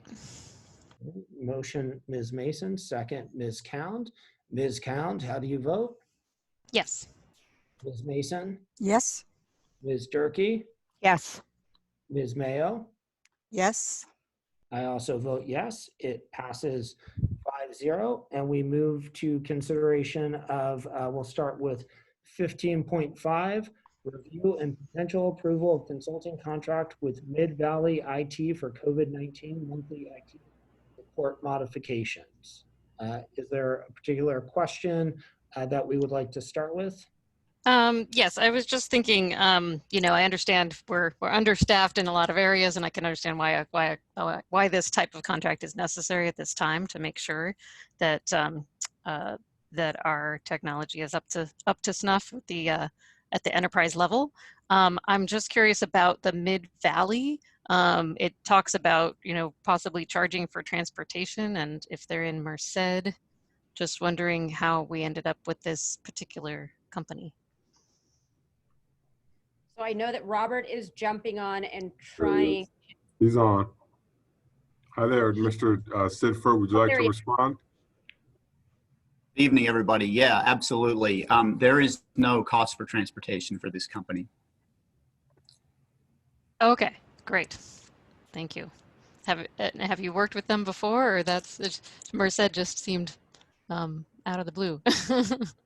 Just worked some context to make sure that we got a really good company that does this work. There are a lot of companies that do this work that don't always necessarily give you exactly what you want. And in talking with them, it was very clear that we'd be able to really make sure that they were really working for us and making sure that we were really targeting our the needs that we really had, not what they would come in and say, hey, we need you to do this, this, and this. It was really, we were able to drive the process. Fantastic. Thanks. Much appreciated. Thank you. All right. With that, I move to approve item, well, it was 15.5. What are we? We'll still call it 15.5. That one. Approval of the consulting contract with Mid-Valley IT for monthly IT support modifications. Second. Okay, motion, Ms. Cound, second, Ms. Mayo. Ms. Mayo, how do you vote? Yes. Ms. Cound? Yes. Ms. Durkee? Yes. Ms. Mason? Yes. I vote yes, passes 5-0. We move along to what had been 15.18, review and potential approval of independent contracts between Sequoia Science Education and Mount Diablo Unified School District. Yeah, I'm not sure if there's a timely issue with this because I have several questions. That's all. List my questions and Dr. Clark can decide where he wants to go with it. First, I wanted more information about the Sequoia Science Foundation. I hadn't remembered seeing them before. I also I'm wondering how many years we've done this independent contract, because I know, and Ms. Mayo might remember this, there used to be a time when they frowned on having independent service contracts over several years, because the feeling was if you kept doing it over and over, then you should just create a job within your district for it. Another concern I had is 6 of these 11 schools previously had successful garden programs that were run through the after-school program with the garden educators that they have in the after-school program. So I'm not sure why we'd want to hire a whole new position when for the schools that didn't. There was 5 schools that were not after-school sites. Why could we not just hire a garden educator to oversee those sites? Because the other sites should already have people to oversee them. It would be a cost savings, and it would be something that the after-school coordinator that works for us could coordinate. So those were my thoughts on that. Because as far as I know, we're still in a budget issue where we're trying to save money where we can. Yeah, so I'm going to defer this over to Ms. Sachs, and I think she has a couple of folks who can answer these. Ms. Sachs? Absolutely. So these are great questions. The Sequoia Science Foundation is actually a nonprofit group that we've been working with since 2015. This group helped us secure a U.S. Department of Agriculture Farm to School Planning Grant. And actually this past year, we actually earned, based on some of their work, an extra $100,000 in order to expand our garden education programs. This is not only something in the garden, so I appreciate the question. This goes way beyond the after-school program piece. This actually gets the programs into the schools during the school day. What this also has done, it's connected us more to the food and nutrition department, because it also talks about nutrition, it talks about cooking, it talks about procurement of local fruits and vegetables as well as food.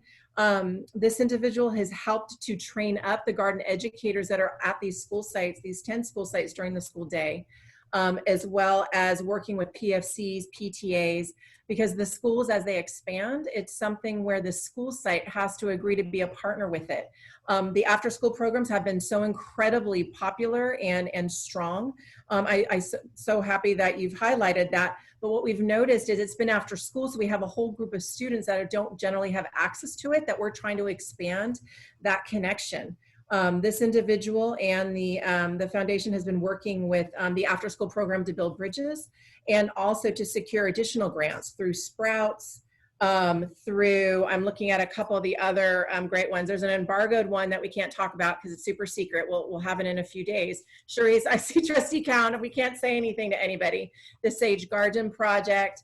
So I would say over the last 3 years, this individual through their work training up the garden educators at several school sites. We have Aurelia Buscemi, principal of Pleasant Hill Elementary, who can speak to what this looks like during the pandemic, which we know is a little bit different, as well as Celeste Graybill, who's actually one of our newer sites that have been engaging in this work. So, okay, how many years? At least through 2015, if not a little bit before that. Yes, our schools have after-school garden programs, but as I mentioned, we're trying to get the gardens within the school day. So again, they end up being in outdoor lab spaces. And again, during the distance learning piece, they're providing hands-on kits to families. We actually had information that went out in the Friday letter where the Send Home Grow Kits went out to close to 5,000 elementary students at these 10 schools. TK through 2 students received a pea sprouting kit, as well as the older kids with a microgreens growing kit with all of the bits and pieces. So families could do this at home with their students. This individual also helped to create a Garden Educating YouTube channel, as well as the Garden Education newsletter, which is helping support teachers with connecting and integrating instruction. So I'm going to stop and see, Aurelia or Celeste, is there anything in addition you'd like to talk about kind of during the pandemic or the distance learning and how the support has been helpful? Sure. And I was going to say, you covered so much, you covered it all, but I just would like to add just a personal story, you know, of how it's impacted students at my school site and also our staff and our community. We did have a very rough week last week, and I want to thank you guys for your kind words. Thank you, Trustee Mayo, and thank you, Dr. Clark, for your kind words. But our week ended on a high note. So we had our materials collection event day where, you know, the parents and some students came on campus to pick up their materials so they can take them home and continue with distance learning. And you should have seen the looks on the kids' faces as they walked into our garden space, you know, walked into our garden lab. It was like a homecoming for them. And that's not something that you can measure, you know, on a piece of paper or measure in dollar signs. It's just seeing the value that this program brings to our community. And just like Jennifer was saying, as far as the TK through 2 having the, you know, the peas and then the older kids having the greens, they're already sending pictures of what they're doing at home. So they're already accessing the video that our garden educator has made, which is highlighting vocabulary, which is highlighting measurement.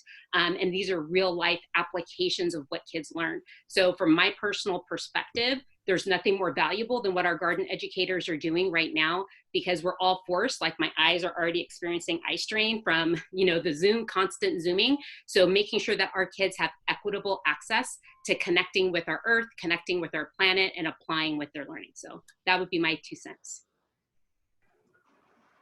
I'm not sure that I can add much more, Aurelia, except Deborah, to speak to your concern about schools that have after-school programs and getting this garden grant. I see it as a way of extending the day in both ways. As somebody who has really supported after school over, you know, many, many years, this just brings some of the experiences our children in the after-school program have into the day. I also see it as a way for Ren to add another art piece to our program, which would be the culinary arts. And so that we could expand this garden to meet some of the needs at our school. And the social emotional piece that it gives to children at this point, getting to play with dirt in little ways, watching something grow is so important. Well, Celeste, as you should know more than anyone, I'm well aware of gardening programs in nutrition and distribution of food. I probably started all of that in Mount Diablo through the CARES program. And in all due respect, what you spoke to is all true, but I'm just questioning why we need to create a whole new position when we're already known as one of the best gardening programs in the state. I understand there's schools that don't have after-school programs, so I support having a garden educator to support those schools that don't have an after-school program. And when I was involved, we actually could provide data to show how what we were doing impacted the kids in their learning, in their self-efficacy. And I've been asking for that for this program for several years, and I get nice antidotes. And I love anecdotes about gardening. I love gardening. I'm the biggest proponent of gardening there is.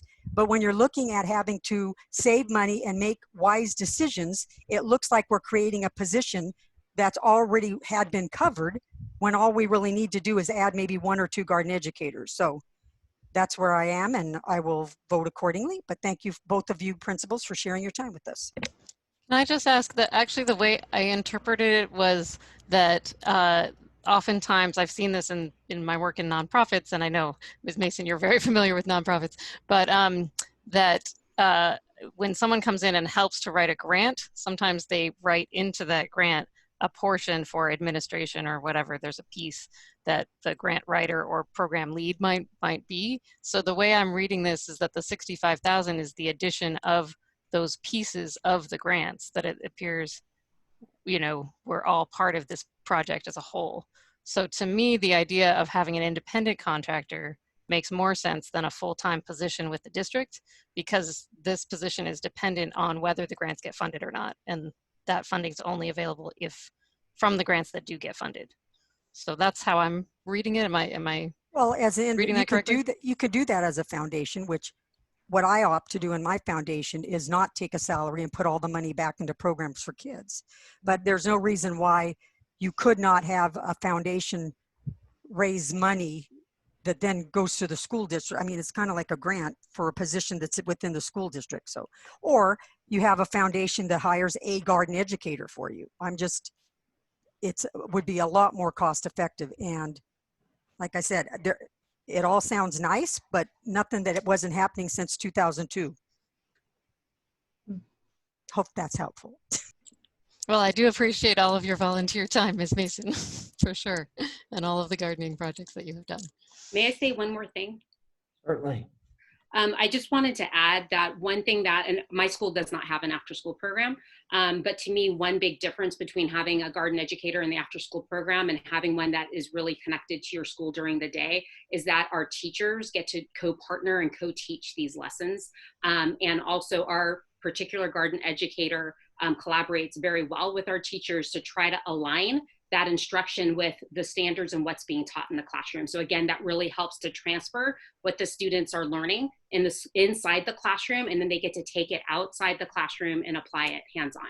So I can't say if that's happening everywhere, but that would be, to me, a huge difference with garden education happening in the ASP program only versus happening during the day. No, I love that. Actually, we tried to get that going for several years with the ASP. And at that time, there wasn't a lot of teacher interest. So I'm very excited to hear that they're now more interested in to bring it. I think it should be taught all day long in every school. That's just my opinion. And that's the model that we are working on at Wren as a fledgling garden school. And this seems like an opportune time for that as well, with the ability to be outdoors and nutrition and the way that it's connecting with the distance learning. It's very exciting. And it's exciting that we know that all of these grants were funded for Mount Diablo. So thank you. At this point, I would look for a motion.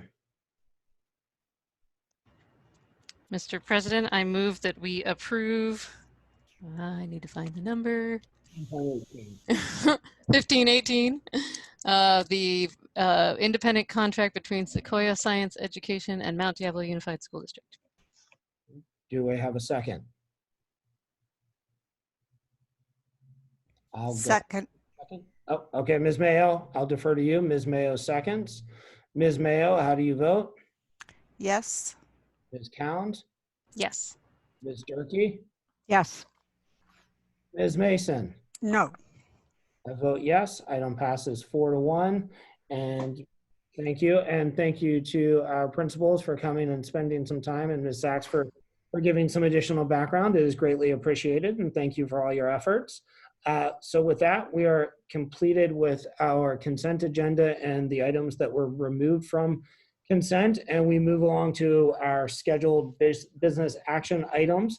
The first one being 18.1. This is review and potential approval of the not LCAP, but the Learning Continuity and Attendance Plan 2020-21, which is a return from previously where we had it on is info, and now it is.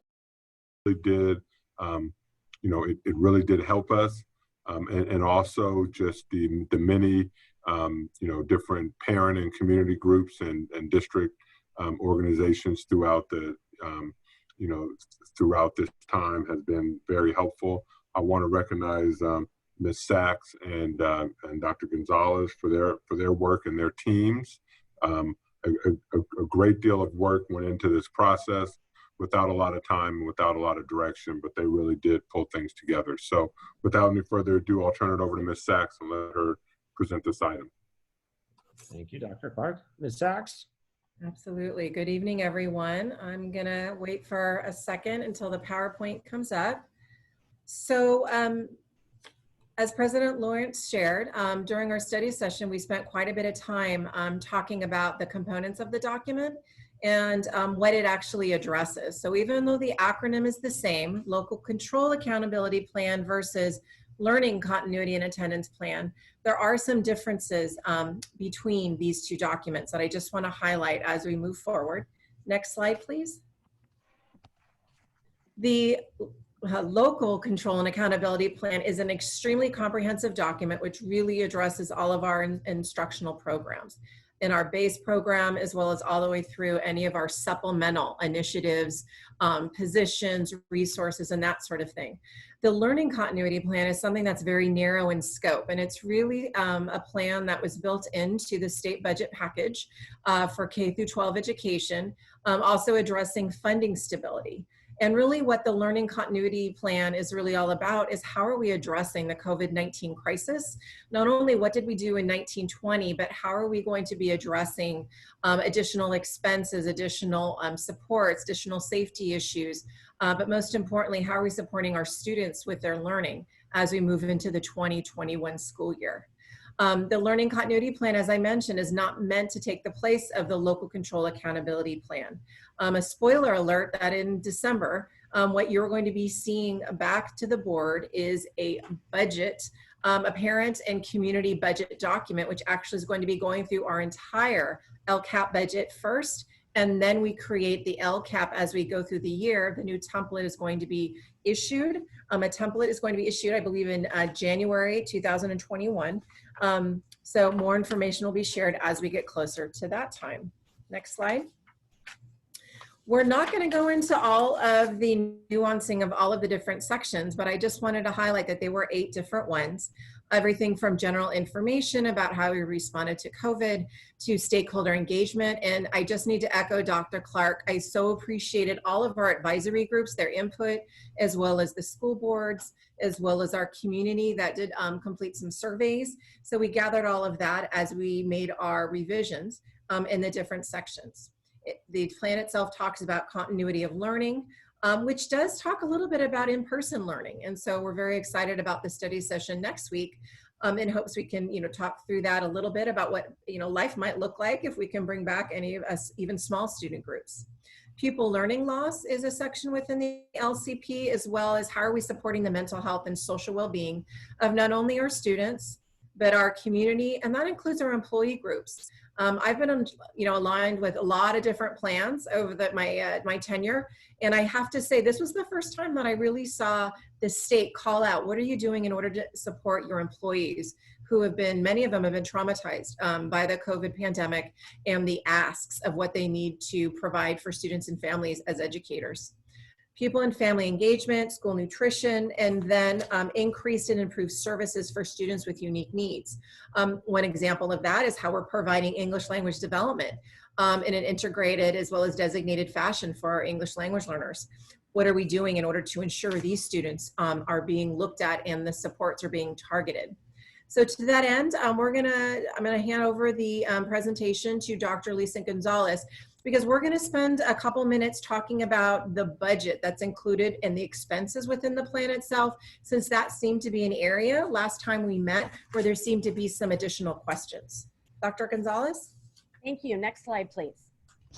So what we did on this slide is we broke down some of the funds that we've received, these are all one-time funds, and all the ones that are considered learning loss mitigation are broken down into these 3 categories. So what we've given you is we've given you the name of the category, we've given you the total amount of the entitlement that you can see there, the timeline for the spending, at least as far as we know right now, and then additional information. So what's important to note, for example, is down in the gear funds on the very bottom line, this is an area where equitable services are required, which means if we've got private schools in our community that in the 1920 school year submitted a Title I plan and received Title I funding, they are able to obtain some of the funds that are in that category. But you can see that all these categories go back to at least some point in March last year, although we didn't really use the funds, the bulk of the funds, until the start of this school year. Next slide, please. So what we wanted to do here is we want to present exactly what the uses are for learning loss mitigation. So it's everything from student support to extra or extended instructional time, core learning support, integrated services, health and safety concerns, and all of that information can be found in the link that we have provided here in case the board or any members of the public would like a little more information. Next slide, please. This is a slide that we wanted to really pinpoint some information coming from the U.S. Treasury Department. It's something that we've been working on with the state, with the county office, as well as other chief business officers and directors of fiscal throughout the county.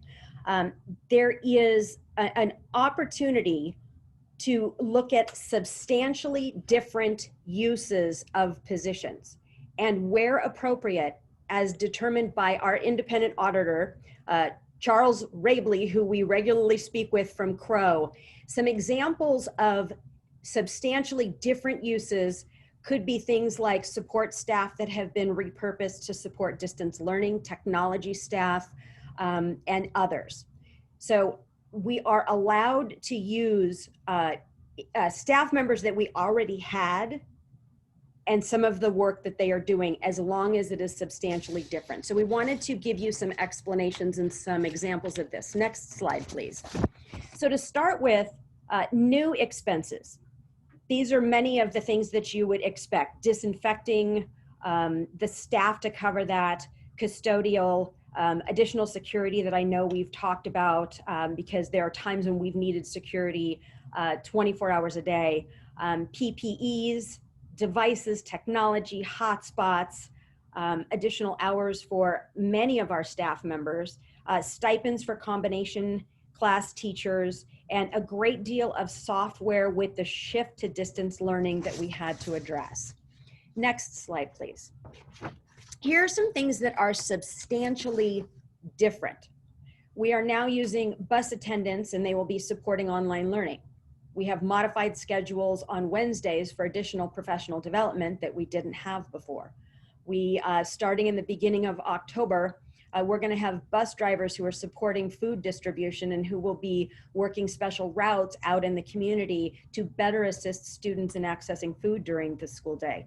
We have bilingual translators that have been doing an awful lot of support with connectivity and technology for families, as well as our help desk, our network techs, our site techs, because really they went from working with students perhaps in a lab setting to really meeting the needs of teachers. So these are just some of these examples of things that would be considered substantially different.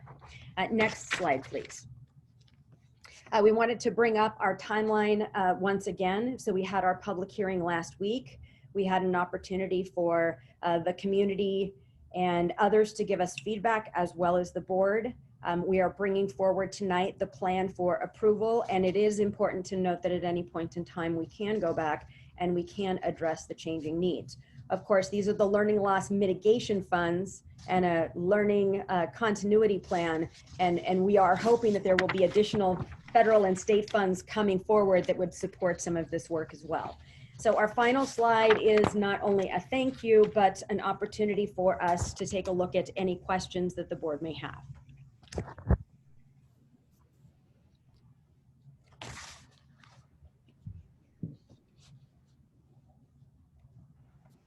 Any questions from the board? I have a correction, Okay. Ms. which I Mason? thought I did at the last meeting, but I'll try it again. It's the Los Medanos Community Healthcare District. They left out the word community, kind of like fundraising 101. When someone writes you a big check, you make sure you get their name right.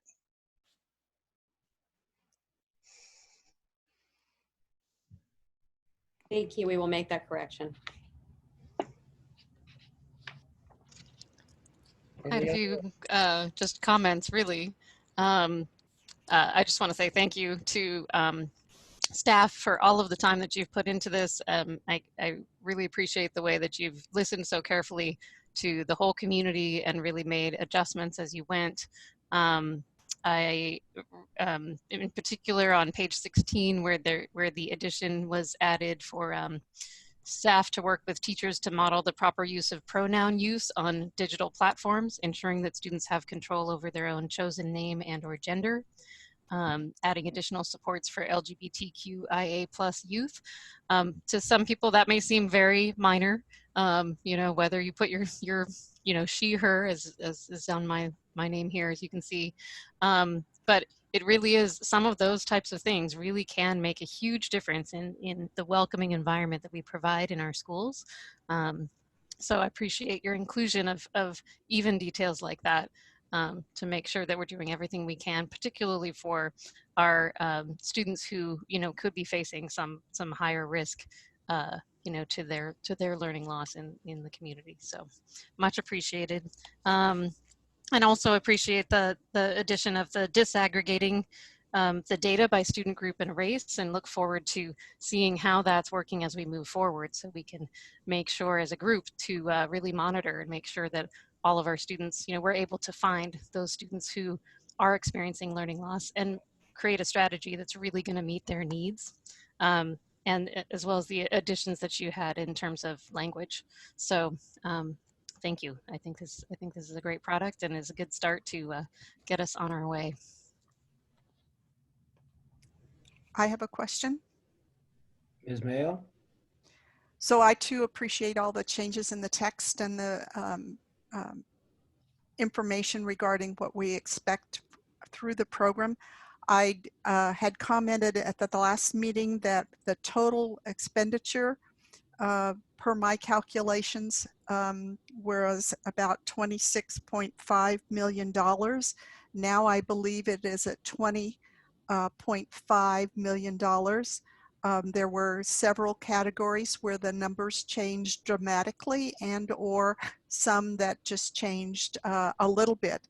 But the one I wanted to make sure that didn't still need to be in here was the one that was eliminated completely. And it was previously at the bottom of page 15, or perhaps at the top of page 16 of 23 pages. And it was the additional training for all staff addressing student needs, parent interactions, instructional aids, EL support time, and administer time in trainings. And that was 1.5 and more $million, and it is no longer on the chart. I just wondered, I wanted to make sure that that was deliberately taken from the report, the plan, and what consequence that has, or will we be spending those funds from differently that were first identified? So the work will still continue. We're going to fund that out of other accounts that are not learning loss mitigation, that are either coming from the state or the federal government.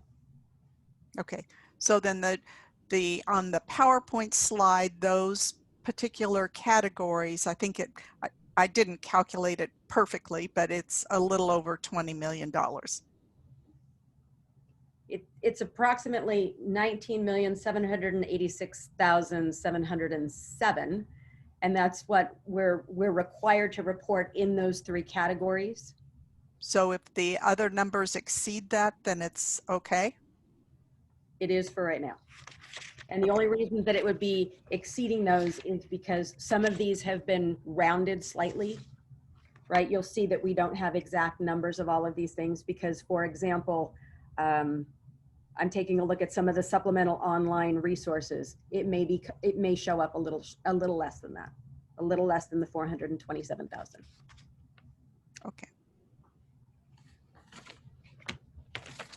Can I just have a follow-up question to that? So I think moving forward, and the next time we do something like this, it would be helpful for us to have a conversation as a board. Maybe this would be a study session to what the intention of the learning loss mitigation funds are and what are contemplated to be in there. That's an area where the Budget Advisory Committee or other groups could also possibly give input just on the actual funding piece, right, of the report. Because I feel like what's been discussed with the community and with us as a board has been more the wording content of what actions are going to happen for learning loss, but not so much the budget decisions around the learning loss mitigation funds. So I too want to make sure that moving forward, to me, the learning loss mitigation funds are allowed to be spent in a number of different ways. And I recognize that we, like many other districts, are, facing huge funding cuts, and we've got to figure out how to fund what we're already doing despite a lack of funding from the state. However, I feel like with learning loss mitigation funds, there is a very specific purpose for these particular funds, and that is the learning loss mitigation, right? So we want to make sure that everything in here is really geared towards that. And that we don't get, what I don't want to see, I guess, is that a month or two down the line, we hear from a particular site that there is a need, a particular strategy that would really help with learning loss mitigation. Let's say we need more staff that speak a particular language to be able to do home visits or really connect with families in a particular situation. If at that point we say, well, we can't afford that, that would be frustrating, right? Because this is the type of thing that we want to prioritize for this funding. So anyway, my point is, going forward, it would be nice to have a actual budget discussion, not just talking about the wording of a report to the state. And from my perspective, I think we could absolutely incorporate that. I don't think it would, I think next week we're going to have enough with the one topic, and I prefer to confine it to that. But I think we could certainly look at either doing a separate study session around this and perhaps some other topics, or we can have a deeper discussion at a future board meeting. Dr. Clark, if that works for you. Right, I understand for this situation that the deadline is like tomorrow or something, 2 days from now, right? So it's not so much about this particular report as much as the idea of, as other funds come available, and we're looking at the options of how to spend them. No, I'm less concerned about the report and more concerned about having a clear understanding of how the funds are being spent and making sure we're methodical, that it's transparent, that everyone in the district, that each school understands. And to your point, Ms. Count, because I think we don't want to be in a position of there's no money left, and yet then we suddenly have these glaring needs that we would have prioritized, but we didn't know about them. And so just making sure we're understanding that process. So Exactly. Thank you. Right. Okay. Duly noted. Thank you. Okay. Thank you, Dr. Clark. Thank you to Dr. Gonzalez. Any further questions on this one? Okay. And as mentioned, this is back as an action item, so I would entertain a motion.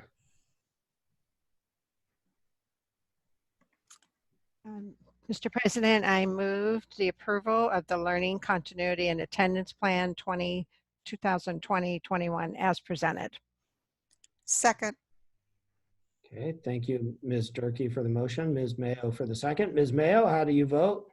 Yes. Before you vote, Brian? Yes.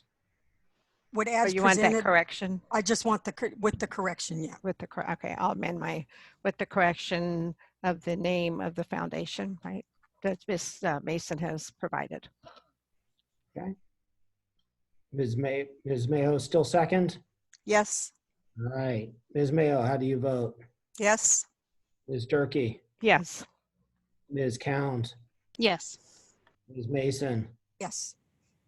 I vote yes, make 5. And so we move along to review and potential approval and public hearing regarding sufficiency of textbooks and instructional materials for the 2020-2021 school year. Dr. Clark? I shared with staff how excited I was to see our logo in the newspapers over the last couple of weeks as we were advertising for this hearing. So I'm going to turn this over to Ms. Sachs, and she will take it from there. Okay. Well, actually, President Lawrence, it's your show since this is a public hearing. Oh, that's why you should. You've got the gavel. All right, I'm going to go ahead and I will call this public hearing to order. And at this point, I'm not aware, I will double check with staff, but I'm not aware of any public comment on the public hearing. Is there any board questions or discussion regarding the public hearing? Otherwise, I will move to close the public hearing. And the public hearing is now closed. Okay. Do we have, Ms. Sachs, any comments or regarding it? Otherwise, I can open it to board discussion prior to a motion. No, I just appreciate all the site administrators ensuring that they got their affidavits and their information from teachers, that students did have access to the textbooks, and to staff for actually driving books all over the district to make sure they got to where they needed to be. So thank you everyone for your teamwork. And Ms. Sachs, what would you suggest if a parent or student is missing a textbook? What would the process be? They would first contact the school site. We actually have a centralized inventory system. So even if the school site says, oh, unfortunately, we don't have, let's say, that 6th grade, English language arts book, very quickly, they would go into the inventory and we can find out which school site actually has extra copies or whether or not they're in the centralized warehouse. So it's a very quick, just little research project, and we can get it to the family pretty quickly. So I presume you would start with your teacher, and then if needed, you would contact a principal, and from there, the principal would coordinate with district staff if needed, correct? Okay, wonderful, thank you. Do we have a motion? I have a comment. I find it, and this goes way back to when my kids were in school, is that every year the district votes on this, that they have all the textbooks they need. And then every year I'd go to back to school or open house and the teachers would complain they don't have enough textbooks. So hopefully we really do have enough textbooks, or they don't get lost between now and back to school night. Well, they sometimes grow legs and walk away, but we have been watching this very, very carefully. And in the event we need additional textbooks, like I mentioned, we do have a centralized inventory, and we always do have to order more. We would try to take care of that earlier rather than later, and we have dedicated lottery funds for that. Not a lot, but enough in order to allow us to have the books we need for the students of that year. At some point, will online resources be considered as sufficient for some of the textbook requirements? Looking at the distance learning that we're doing and how students had to drive and pick up the textbook. Yes, it's actually a two-parter. If we were going to go to online textbooks, there would then be the requirement that we would be assuring all of our families they would have access to a device in order to access the textbook. So we would always seem to have a need for textbooks in the classroom for certain situations once we're back to live instruction. But there is a process by which we can do that, Trustee Count. It's just we have to make sure it's a twofer. They've got access to the online and they have a device in order to make it accessible. Okay. Other board questions or comments? Okay. I would entertain a motion then. Ms. Mayo, you look like you wanted to make one. I don't want to hold you back. Yeah, I'm doing research. Does my face show it? You just looked excited about making a motion on textbook sufficiency. Oh, I must be looking too seriously. Okay, so you want me to make the motion to approve? And I was going to comment, I think we're all missing Willie Mims in attending our board meetings and speaking to these particular items, including the Williams Act. So I thought of him as these items come up for us during our meetings. I would move that the board approve the resolution 20/21. I'm sorry, 20. That should be resolution 20/21-17, sufficiency of textbooks and instructional materials. I'll second. Oops. Thank you, Ms. Durkee and Ms. Mayo. Ms. Durkee, how do you vote? Yes. Ms. Mayo? Yes. Ms. Mason? Yes. Ms. Cound? Yes.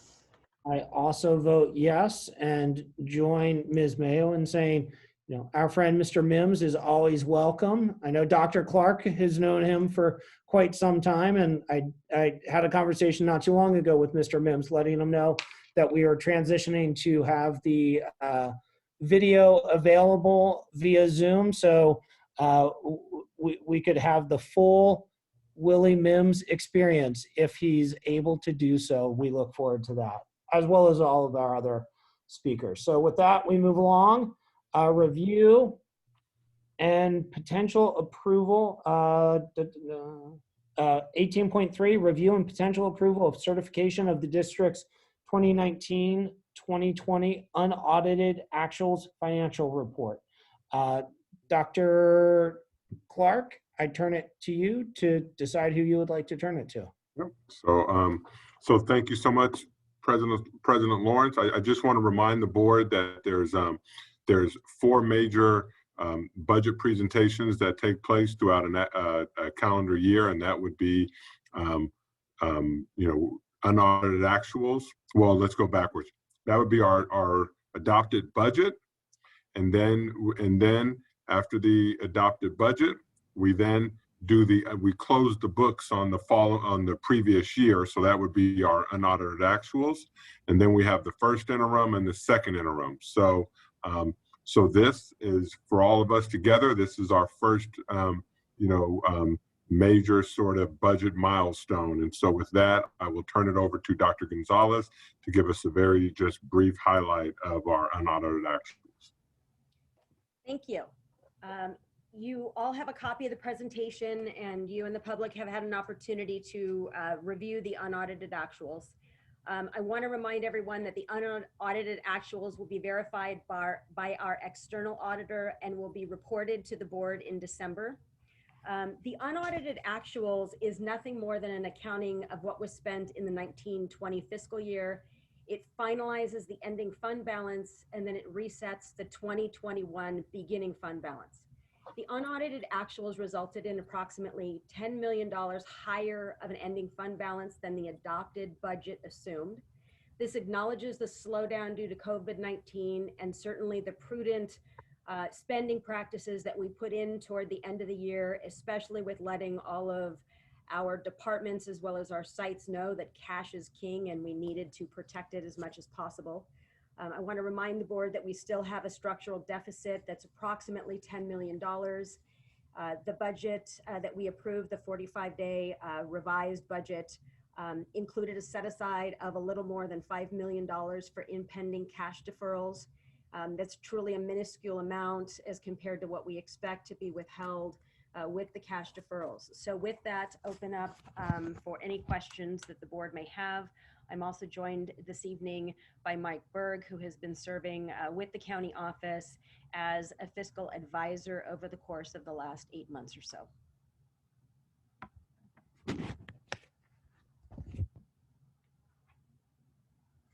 Board questions?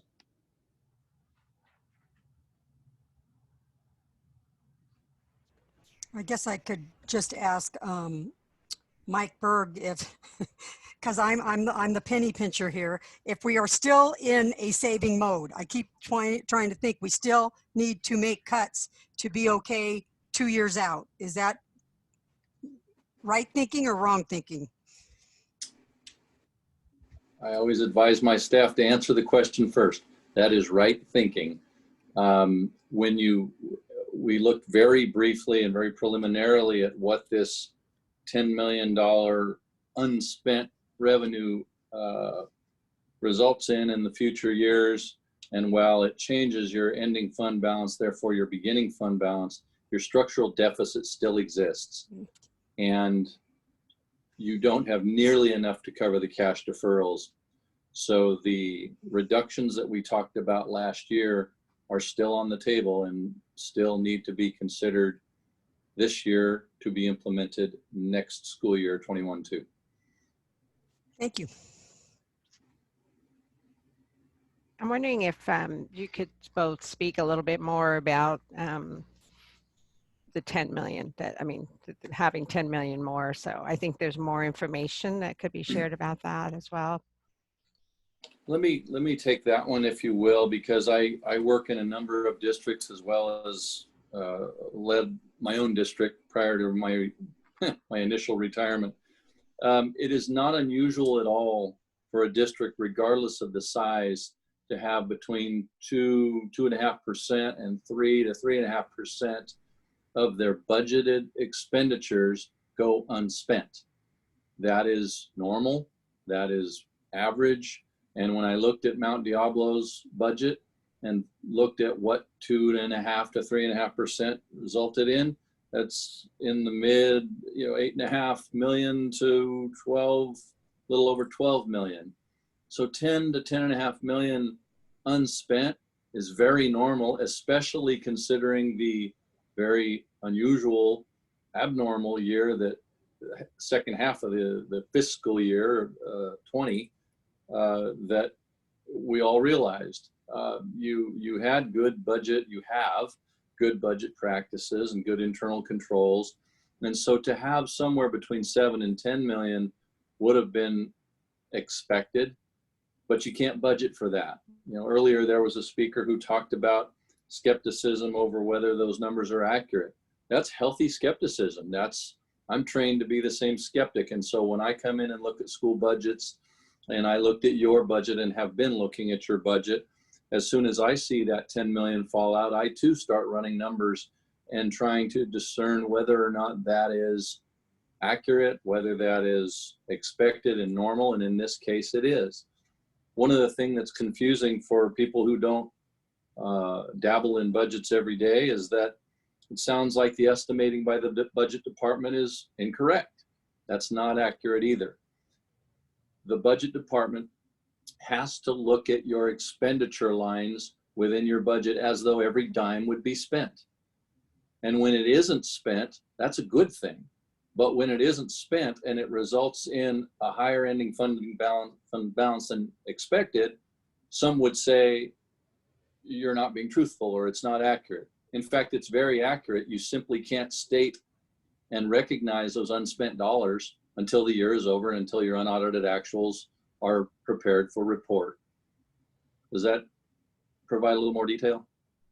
Yes, I guess I just would, add to that is because, the comment that you're talking about, we've heard, we've asked ourselves, we've heard many times over the years, and it's like if we always end up, with 2 to 3, your range of 2 to 3% more money, if that pattern has continued, then there could be an expectation that we plan for that, not spend the dollars, but just know you're always going to be 2 to 3% to the good. But that seems risky as well to me. So, yeah, if you could just speak to that, because if it consistently happens year after year after year, then it's like, well, why can't you just know that's going to happen? And I think particularly in terms of with our labor groups, planning on that money. So I believe you hit the nail on the head. It is normal and reasonable to think that 2.5 to 3.5% could fall out every year. But what if it doesn't? Right. It's also true that when you or your staff develops assumptions that they present to you as part of your budget development, that things like enrollment could be inflated, or things like revenue could be inflated, or expenditures could be underestimated, all of which are sleight of hand tricks to make your budget look better. In fact, they're recognizing what they can recognize, and they can't recognize unspent dollars until those dollars are realized. And again, right, they're not realized till the subsequent year. And so while it's uncomfortable to report that each year, There's no way to guarantee that money will come through. And so you also don't book it as though it's a receivable until it's there.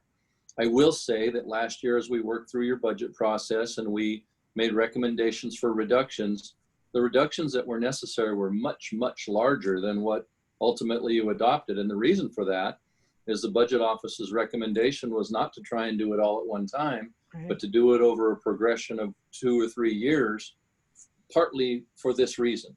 Because as monies are realized, as monies go unspent, it does soften the blow a little bit, but understand too that those monies that fall out, they're now one-time monies. Those are savings account dollars, not ongoing expenditure dollars. And so you drop them to the bottom line. You know they're your piggy bank, which is why part of those now are in an assignment, or will be at first interim when you see your first interim, to offset the state cash deferrals. I think I'll just add one more comment. I think the other difference, I mentioned earlier, the community college system, and they have, what they say, 14-something% reserve. And I know that can vary from one, K-12 school district as well to another. And we are, we're not in that category. We are just minimal, really required percentage, and that gives us less freedom and wiggle room. So I think that's an Yes. important piece of information that people might not be real aware of. Yes, Trustee Durkee. I think that's exactly what I was just going to say, is that's a good point. I think the issue of $10 million being, oh, well, that's 2 to 3%, plus or minus, you can't really, estimate that, that's normal, is true. But when our reserves are so small and so tight that our reserves are 2 to 3%, we really, are down to the wire here. If we had more cushion, if we had more like a 14%, or even 10% reserve like some other school districts do, we wouldn't have to be as scared of hitting our mark, I think. It was gut-wrenching to make $19 million worth of cuts this spring. And I don't think any one of us want to go through that again. So to figure out, how we can get as close as we can to these estimates so that we know, how much money we have available to spend for the crucial student needs that we're facing, for the employee needs that we have, is important. But it's really, really tight. It's really, really tight for us right now. So thank you for that explanation. I think ultimately where we need to get is to a balanced budget where we actually don't have a planned deficit spend. That's ultimately where we need to be. Mr. Berg, I would just ask, I'm not super optimistic on the answer, but our concern all along, in addition to the deferrals, has been the fact that a lot of the pain on a revenue standpoint, and this is, when I've talked to state officials, I've talked to Assemblymember Grayson, I think the anticipation is a lot of the pain, aside from the deferrals, could very well come next year. That what we're spending this year was based on what was earned in 2019, and the state collects taxes throughout the year. But really, that when we look at 2021, that is when things seem potentially even more daunting. Am I wrong in that assessment? Has that changed? Has it got improved in any way, or should we still have that same concern and look at what we have as a cushion towards what could be some very rainy days? I think the ongoing concern is legitimate, maybe for a little bit different reason. The state has talked about a second year of safe harbor, so not only would you live on last year's revenue this year, but you may also next year. The problem is it's not the same amount of money, it's the same amount of money per child, and you're losing children. Your enrollment is still declining, your PERS and STIRS rates are still rising, health care, health insurance premiums are still rising. And so even at a status quo funding level, you're still losing ground because of declining enrollment and those other increasing cost factors. And so very preliminarily, as we looked at what this 10 million could do, as I said earlier, it'll soften the blow a little bit. But you'll recall when you made the reductions this year, we said you still need to make 8 to 10 million next year and potentially 5 to 10 million the year after that. The projection still looks reasonably close to that. And that's, you know, this year doesn't look as bad because you did get a lot of additional one-time COVID-related bailout money. That's not anticipated in years next. And what we saw in 07 through 09, when the state whet their appetite with cash deferrals, not only did it happen the year they first predicted it, it happened for 2 subsequent years. And so not only may you be short revenue, you may be short to underwrite the revenue that you're even posting in your budget. It's one thing to say they're giving you money in a budget, but it's another to underwrite it with apportionments on a regular basis, and they're not doing that. So you're also going to incur finance charges for bridge financing.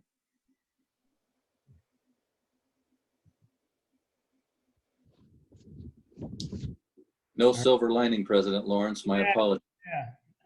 Have I mentioned vote yes on Prop 15? Never a bad time to mention it. So thank you, Ms. Count. Any other questions or comments from the board? All right, Dr. Gonzalez, Mr. Berg, thank you very much for the presentation. So this is here as an action item. And if I could add that when you're approving it, we'd like you to approve through page 153. Pages 154 through 172 have to do with the special education memorandum of maintenance of effort.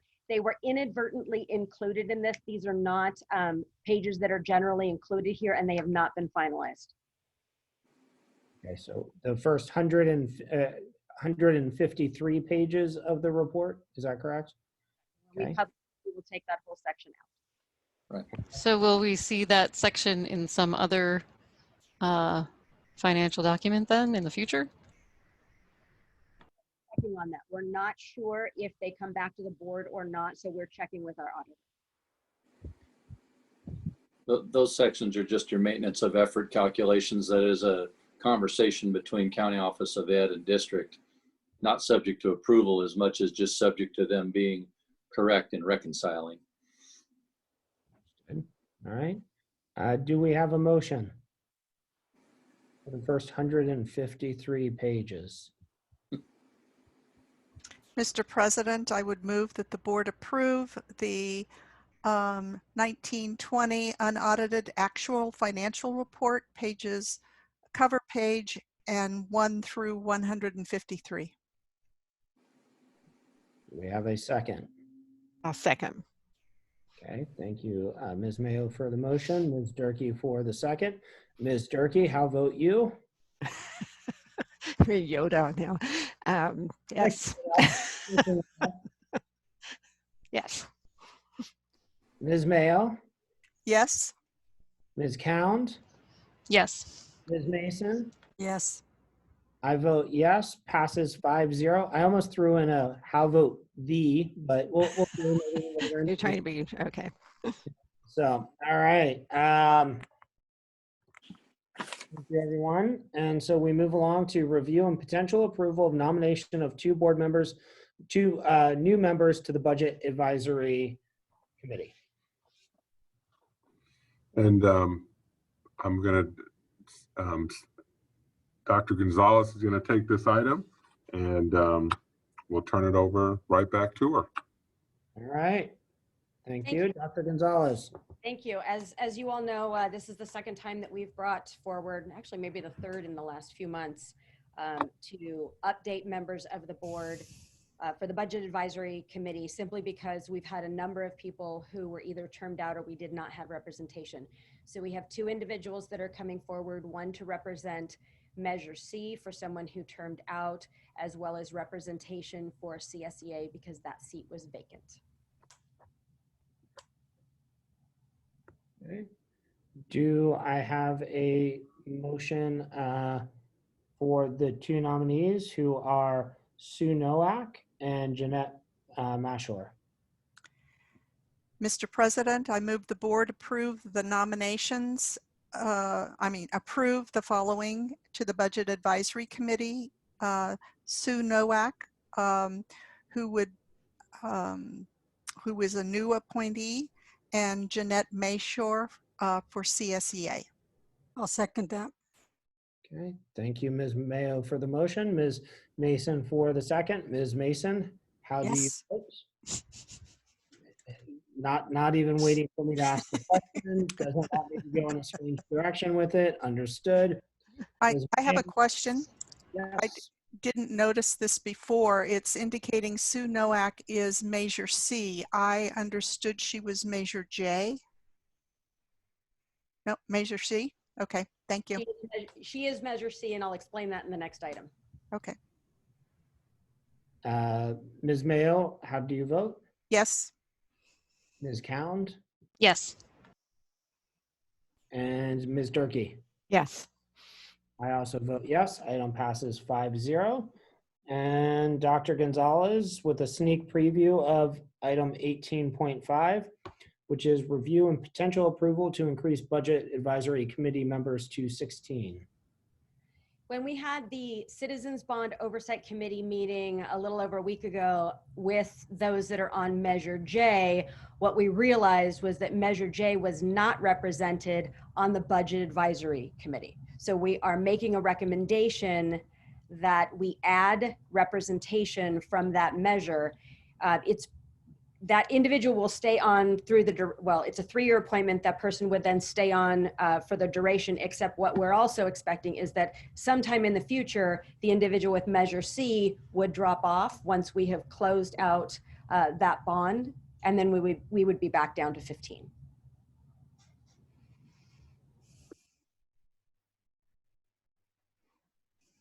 Any board questions or comments? Mr. President, I move that we approve increasing the Budget Advisory Committee members to 16. Second. Okay, motion, Ms. Cound, second, Ms. Mayo. Ms. Mayo, how do you vote? Yes. Ms. Cound? Yes. Ms. Durkee? Yes. Ms. Mason? Yes. I also vote yes. Passes 5-0. And so we move along to review of the revision of board policy 5116.1, intra-district open enrollment.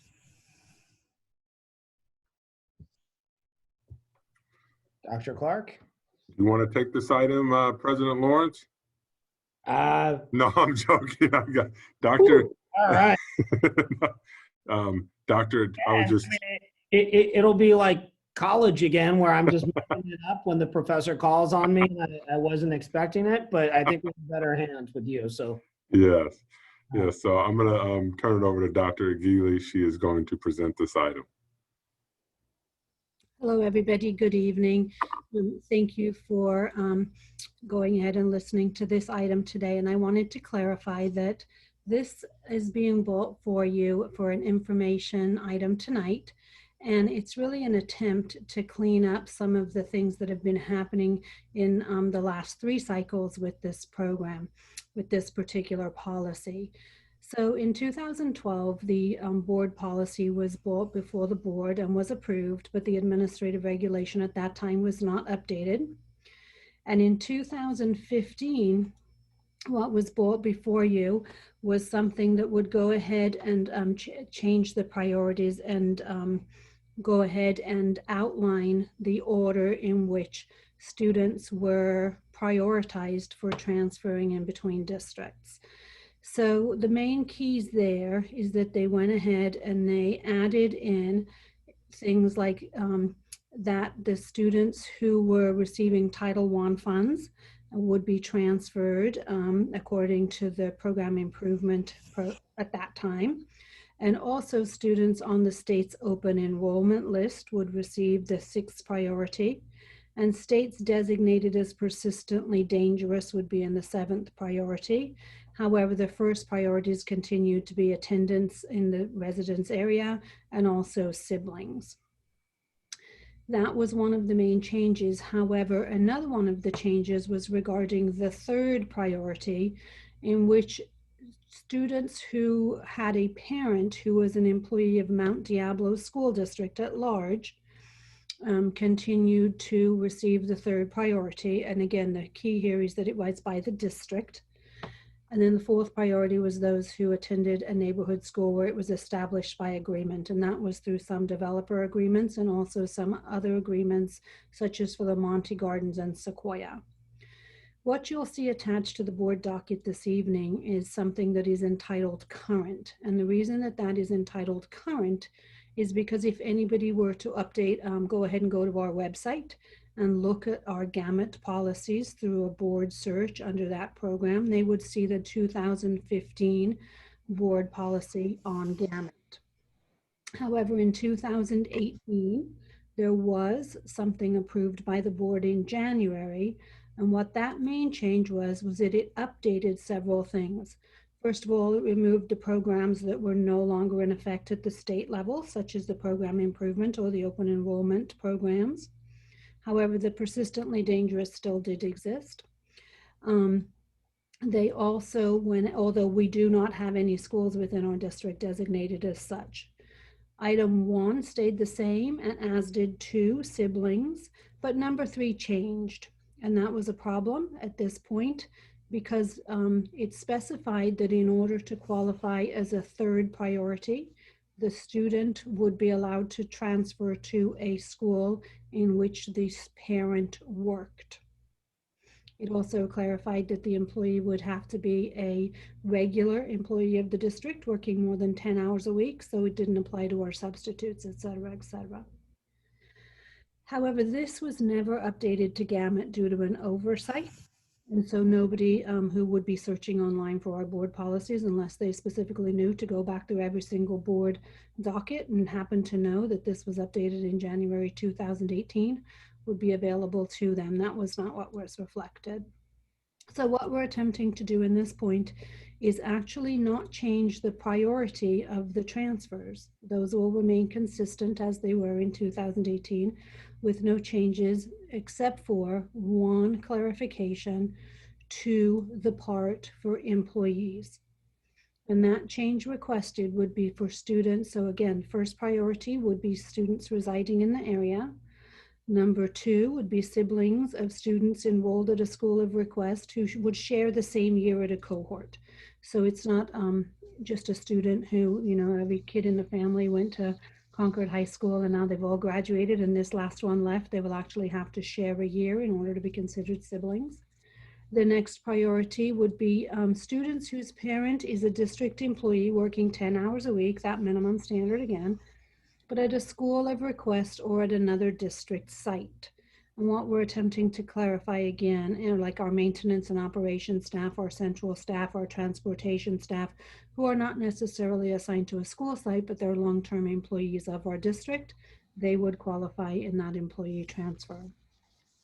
The fourth one calls out specifically students attending Monty Gardens and Sequoia Elementary School requesting to attend Sequoia Middle School, and that would apply to current 5th graders only.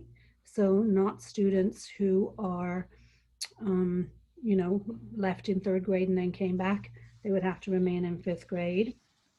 The cohorts were established in the 2018, and what that was attempting to clarify is so for a student who had been granted an inter-district transfer in elementary school, they would continue with their cohort rather than transferring to another cohort, such as if they went to a program at Bancroft for a 2-way dual immersion, and then that program continued on to that particular middle school.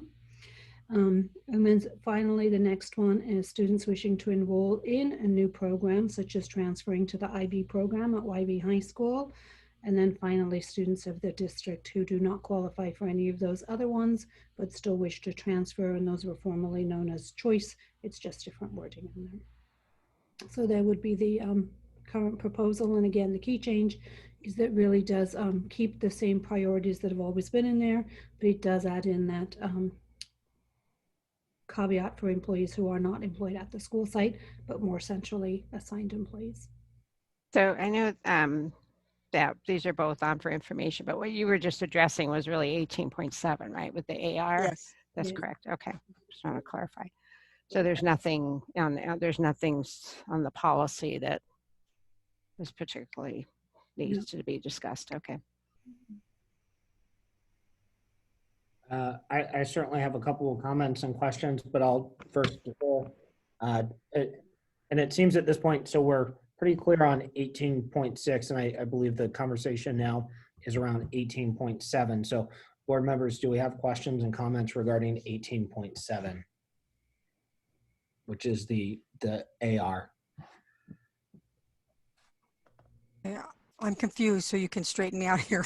I had a question about the wording of the current 5th grade. Did she put it all together, or that's the one we're talking about now? That's part of 18.7, and that's one of the ones I have a question about. Okay, then I can wait. Yeah, well, so I think I don't think we had any questions on 18.6. Am I correct? Is there any question on it? Okay, so we're moving along to 18.7. So Ms. Mason, that was one of the items that I had a question about. Would you like to go ahead and ask yours? I was just assuming it meant, and that's where you always get in trouble, that's why I'm clarifying, that current means if you have a kindergarten student coming in and the other students in 5th grade, that then it's fine. But like my kids were 10 years apart. So if I wanted my younger one to follow my other child's trajectory, that would not necessarily be a consideration because my older daughter would have been out of that school. Or the other way you could read it is current 5th grader, meaning at the time that we approve this, and going forward, we will not recognize it. So that's what I wanted clarification on. And that was my concern as well. I think at the very least, I think it's very ambiguous. So one, I'm not sure of the exact intent, but regardless of the intent, I think it's certainly ambiguous language, and we would want to clear that up. So I'm sorry, just to clarify what you were clarifying, what was on the AR, so the 18.7, and then the number for the 4th priority where it says students attending Monty Gardens Elementary and Sequoia Elementary Schools requesting to attend Sequoia Middle School, priority criteria will only apply to current 5th grade students. Is that the line you were talking about? Mm-hmm. Okay. All right. So the question is, if they're in 5th grade when they apply for the transfer to 6th grade to go to the middle school. Now the question is if they have a younger sibling coming behind them, does that older sibling have to be, if their older sibling's already past 5th grade, then it's not a consideration. Which I think is a different section. Yeah, It's a different section. sibling is number 2. Yeah, the but I think second what priority. Ms. Mason's talking about is further up. It's earlier on okay. in the 3rd paragraph. There's a reference to 5th grade. Students. Okay. Yeah. My specific question is around the way I read this is priority criteria will only apply to current 5th grade students. That makes it sound as though this criteria in future years will not apply because it. Oh, I see what you're saying. Yeah. 5th graders right now. So the question is next year's, the current 4th grade class at Monty Gardens and Sequoia, will they have priority to attend Sequoia Middle? Only if they attend 5th grade at. But what I'm saying is, right. Yeah, no, I see what you're saying. This is not clear. So I think it would say students attending the full year, something along the lines, I would expect this to say something along the lines of students attending the entire 5th grade year at Monty Gardens and Sequoia Elementary, something like that. To me, that would be much clearer than the way it's worded here. So that's my first one. And Ms. Mason, is that an accurate reflection of your question as well, or did you have further? Yeah, that's what. Or I think, were you talking about something further up, Deborah? No, I'm sorry, Ms. Mason. About, you're talking about having 2 children. That right? was Yeah. one way it could be read, and the other So, was but earlier on, it could be talks read about as that. this year only. So I didn't know what the intent was. So I think now we understand the intent, which I agree with, but now I think we need language that more accurately reflects that it's just that, hey, you can't go to Sequoia Elementary in 3rd grade, go somewhere else and expect priority at Sequoia Middle, but rather you have to have completed perhaps it's completed 5th grade at Sequoia Middle or Sequoia Elementary or Monty Gardens, and that is what ensures priority at Sequoia Middle. So, Except the transfers happen before you complete, so you have to figure out that. So, and so I would leave it to staff to figure out the nuance, but so I'm okay with the intent of that. The other one, which I heard that we're proposing it, but I don't know why we're proposing, because I feel like as a board gone through this several times around if someone teaches at College Park or works 10 hours at College Park, why they would get priority at Diablo View or at Sequoia, why that would be if they, the intent, as I remember it when the board had this, was, hey, if someone's an employee at that school, it makes sense to give them priority. That's convenient, that helps them. And so therefore we wanted to do that. But to just give priority to any employee of the district, I'm not sure what the rationale is for that and why we're changing that. And we were intentional when we changed it last time. We are very intentional. I feel like this one, it's like whack-a-mole that it seems to keep coming back up. And I'm not sure what the rationale behind it is.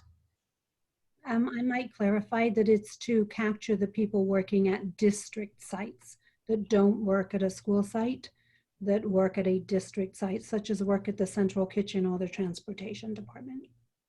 So maybe we need some work on the wording around that. I think we understand the wording. I think at the time the question was more, they're parents of the district. Do they deserve some caveat that's not allowed to the regular public? Usually our feeling, other than people have regular, they think they have the perception, in my opinion, some schools are better than others. I think all of our schools are good, but I can understand when a parent wants their kid to go to a school in Concord because they work next to Concord High School and it's easy for them to transport their kid. That makes sense to me, other than I want my kid to go to this school because I just think it's a better school. So that was kind of my thinking around that, but I'm not sure what the district thinking was. I agree with that. I think the language was problematic before, and I guess I just didn't catch that on this one. But I think it was intended more convenience. I'm driving to school because I work there, and I want my child to go there. But I think I'm not sure why someone who's working at other than a site, why would they have a priority to put their child anywhere? Yeah, in a district. I wonder, is that if they live outside of the district, and then they want their child to be somewhere closer to be in our district? I don't know. They'd have to get permission from their home district first before they they would have to transfer into Mount Diablo, and then that's a different process, a different transfer process. Choosing but then choosing the school within that. But this is our intra-district policy. Yeah. Yeah. I can't think I mean, of a honestly, I situation. think we know, I think it had an origin about wanting to be able to get my kid into this school. The truth is, that years ago. And so we were trying to adjust it a little bit because it was like someone didn't work very much. It was like a substitute. I think it was the issue. Someone was a substitute at a school, and it's like, oh, well, then I get to put my kid at this school, or my child, I'm sorry. But now it's morphed into something even broader. And then I think it also, family, sometimes it ended up being grandkids or aunts and uncles because they worked in the district. So now you got to watch out for me in a few years. Yeah, we're worried about that. That's why we're looking at it. Just kidding. So I thought this originally, the language was added because we had a situation where someone only worked a few hours at a site, and they were like Ms. Mason said, an aunt, and that's the way the student was enrolled at a priority school.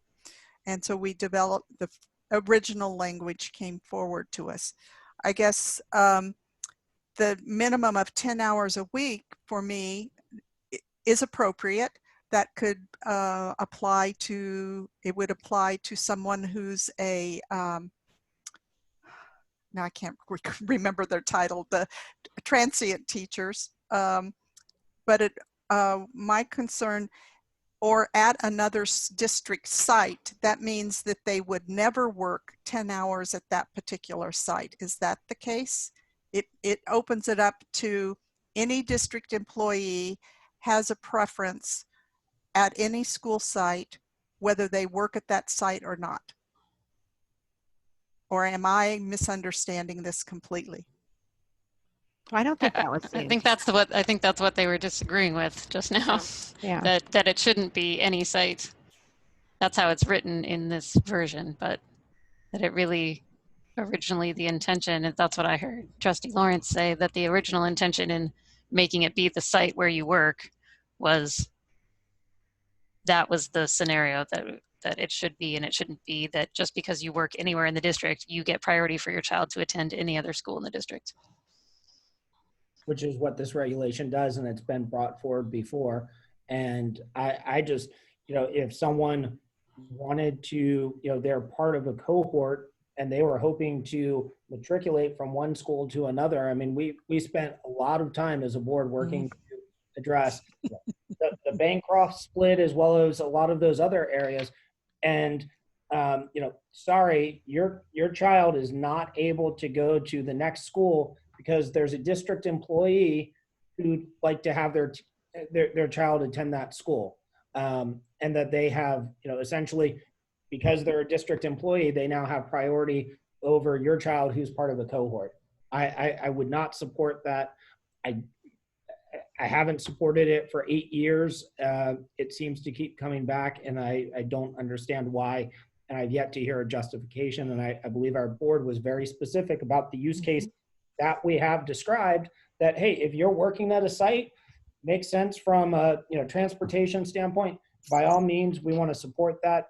And so if you're a teacher, if you're a custodian at a particular school, we think that there's value in having your child be able to attend that school as well. Yeah, I agree. So the challenge comes in with maybe one of our nurses that, I don't know how many hours a week they are on a specific campus. They serve multiple sites, or a librarian. I'm just trying to think of scenarios so that I better understand the language that staff is proposing, because our teachers are very valued members of our community. And I'm not trying to play favorites here. I'm just trying to understand the rationale for the other language. I mean, I do think it was a matter of practicality and, being respectful of staff, of all staff, that if I'm, again, driving to a school site every day and, and I think also it's just nice, you have a child of that age, then we are giving them a priority status. But beyond that, it kind of takes on a different, even a nurse. I mean, if that nurse is X number of hours at a particular school, whether it's a 10 or, whatever we come up with, that would provide a level of convenience for that employee to be able to have their child at that school. But if, short of that, it's kind of doesn't seem to fulfill that purpose of, the convenience of, I have to first get my child over here and then come to school. And I think it takes on a whole different meaning if we go beyond that. And I think in the past, it was a Pandora's box, and it was, and I forget which board member made the point of it was being extended to grandparents, aunts and uncles, and it was viewed as partly, just bluntly, Dent Center employees who wanted access to certain schools or things like that. This did not seem to be one that was in the best interest of children. And so I'll stop talking on it, just knowing I will not support it. And I think it would undo a lot of thoughtfulness. And I've also not come across a single use case or single instance where this has been a real disadvantage. No one's come to me and said, hey, here's the situation with so-and-so. So I don't know what we're solving for. And I don't think it sends a good message if our own employees all want their kids to go to a particular area or a particular school. They should support their neighborhood schools. So yeah, and I'm with you, Brian. When it came up before, I was one that argued to have it. Yes, if you work at a school and you want your kid to drive to school with you every day, absolutely.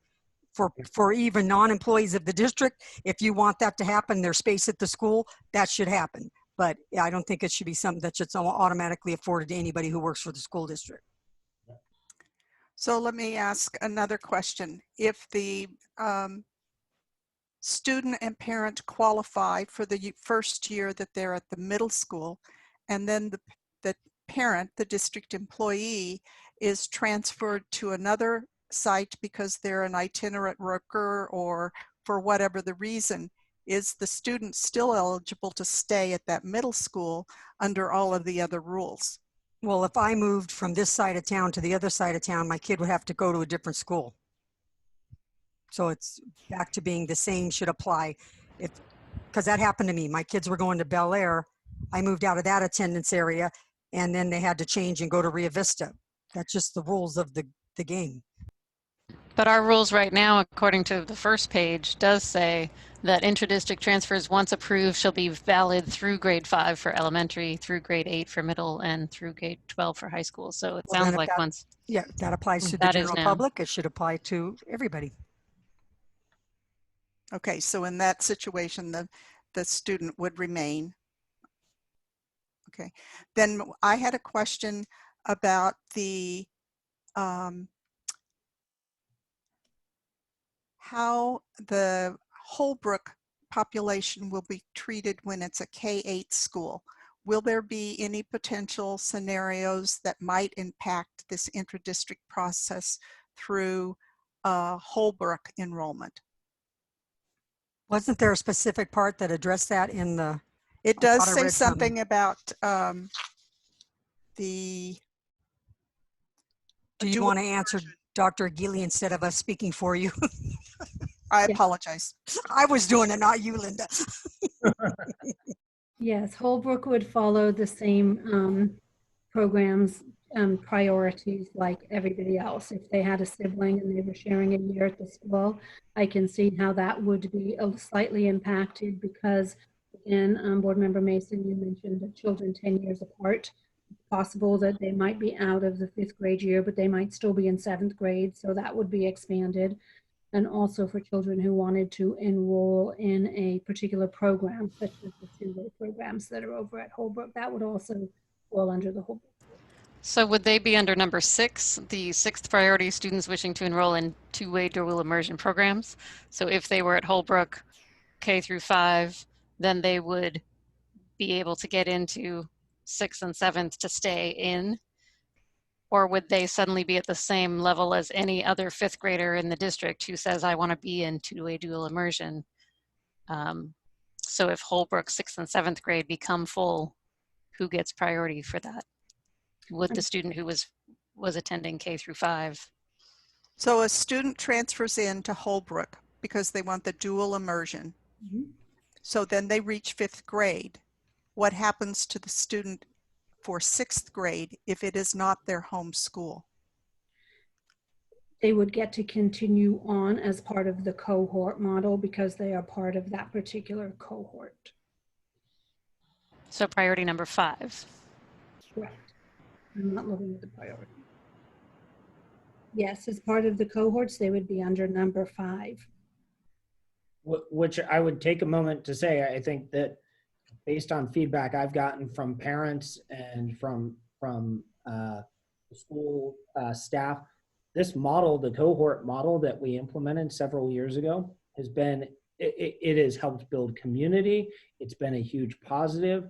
And, you know, I think it's something that we absolutely want to continue with. And it's part of why I'm protective of, I don't want to let people jump the cohorts and start giving priority in other places.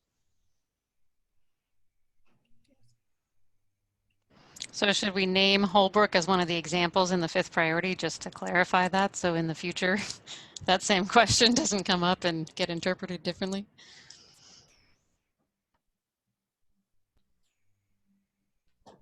I guess my question would be, do we need to name Holbrook, or do we try to make the language more explicit to encompass not just Holbrook, but, you know, I think a good administrative regulation allows for, you know, so there's not ambiguity, so it's not having to be named, because then at some point, if we have another program that's similar, but it's not named, then then we face the issue of, well, why didn't they name this school? So instead, I would try to solve it by something that's encompassing of that scenario. Might I ask a clarifying question? So at this point, the policy says that students will be considered residents of that school if they get the transfer through their 5th grade year. We might want to change that maybe to, you know, K-8 if it's a K-8 school, and then that. Yeah, I think that makes more sense. That's a good way to, yeah, yeah. I like that. Yeah, they should be able to continue. And it would apply for It any. shouldn't be the 5th priority or whatever. I think if they're already there in K-5 and it becomes a K-8, I think. They would get first priority. Yeah, I would think so, yeah. Thank you. And regarding the itinerant staff that Board Member Mayo was asking about, just to clarify that the policy does say 10 hours at one particular school, but that would actually be 2 days, whereas many of our itinerant staff are only located 1 day at each of the schools, so that would not encompass them in your current under the. I'm just looking for every option for folks, but you know, we all think about things differently, and I'm, you know, want to consider those folks as well. All of our employees are valued, and we know that when parents and students are happy, then everybody's more successful. So. I had a couple other just small questions. On page 1, towards the bottom, it says students on inter-district transfer can be displaced prior to the first 15 days of the school year. That was just one that seemed ambiguous to me, because I was thinking prior to those first 15 days would be prior to the first day, is how kind of mathematically I read that. But I think what you mean to say is prior to the 15th day.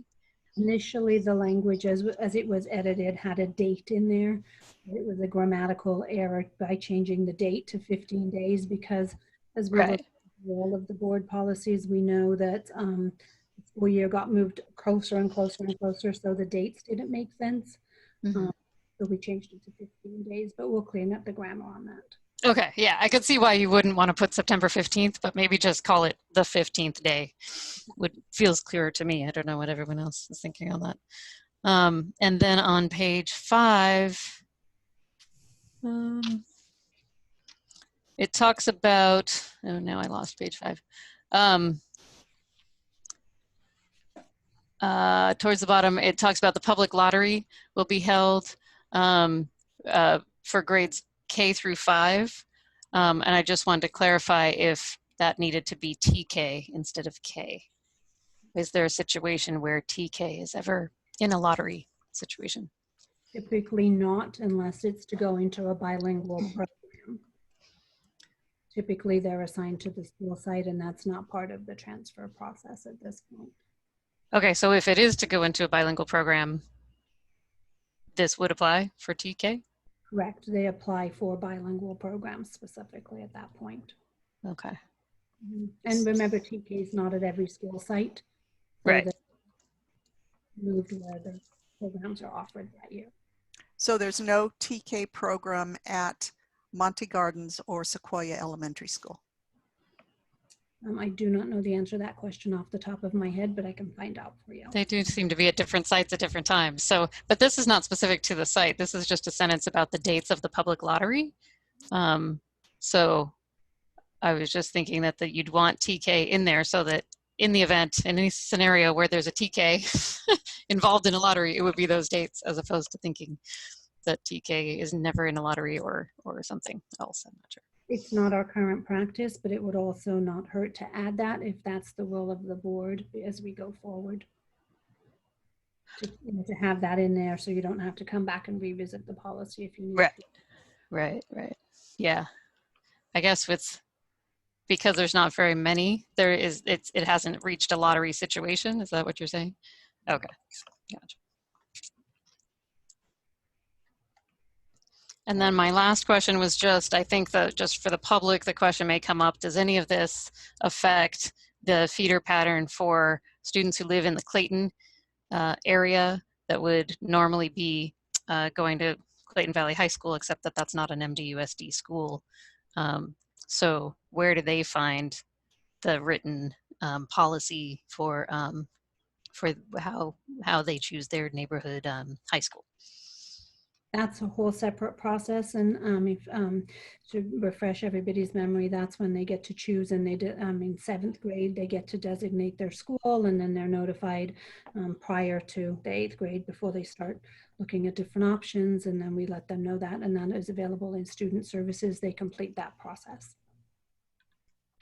Okay, great. So that's never been covered in this policy. It's something that's described in student services. Got it. Thank you. Yeah. So, any more feedback for Dr. Aguirre? Do you got all that? Hey, this was a hot topic in its time, Yeah. so Yeah. people thought I was crazy for tackling it, but we did. Well, that's why I joked with President Lawrence. I said, "Are you taking this one?" Well, and I just appreciate you updating it too, because I think it did say that we would review it annually, and has not been reviewed like this. So just making sure that everything is aligned and in the proper place. Much appreciated. The credit goes to Dr. Aguirre and her staff. Thank you. It was not me pushing this. Be clear, it feels a little hot right now too, just if we're taking a temperature check. I think Dr. Aguirre, I would also say I want to thank Dr. Stuckey Smith, because one of the things that warmed my heart was seeing under transfer procedures, the intra-district transfer online forms will be available on the district website, which has actually been taking place for quite some time, but we updated the regulation, and taking our transfer process online versus, it actually said in there, a list of schools and transfers will be available at all schools. So, the number of trees we've saved, and the fact that it's a much more efficient policy, and I certainly appreciate that, and I think we want to keep seeing more ways that we can do that, especially right now. So I would call that out as well and say thank you to the team that made that happen several years ago. So do we believe with the online process that the identification and notification of families will occur earlier in the year? Or will it still be as delayed as it is? We have not yet made any adjustments to those timelines. The changes are in how they're notified. Under the old system, families would receive a paper in the mail, and they would walk that paper over to the school. And, if the mail got misdelivered or, something, there was all kinds of disasters, but that's all eliminated now. It's automatically done through our rollover process. The timelines remain the same. Because transfers are let in on a space available basis. And so we want to make sure that resident students are there, and we have, the right amount of space available for residents before we go ahead and approve all the transfers. That was something I was curious about at the time, was some schools have plenty of space, but they still wait until, that very end date months later to notify. Meanwhile, the waiting period happens. In past years? I'm sorry? I said, like to name Ignacio Valley High School in past years, as some board members may know. Mm-hmm. Yeah. So Dr. Aguirre, was this 18.5 and 18.6 combined? Yes. Okay, good. 18.5 and 18.6? Yeah. 6 and 7, yeah.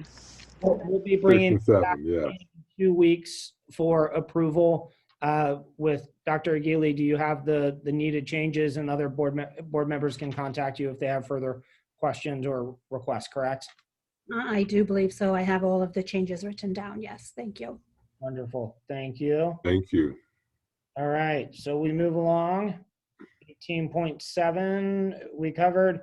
So 18.8, Power School Group LLC, contract revision for business review, system upgrade, and enterprise system. So I'm going to turn this over to, I believe, Dr. Gonzalez, and I don't know if Robert's still on the call or if he's gone, but Dr. Gonzalez, go right ahead. Just want to see if there are any questions that the board has on this item. Our goal here is really to make sure that we do the appropriate upgrades. We really analyze our system to make sure that we are using every module that we can to try to go as paperless as possible.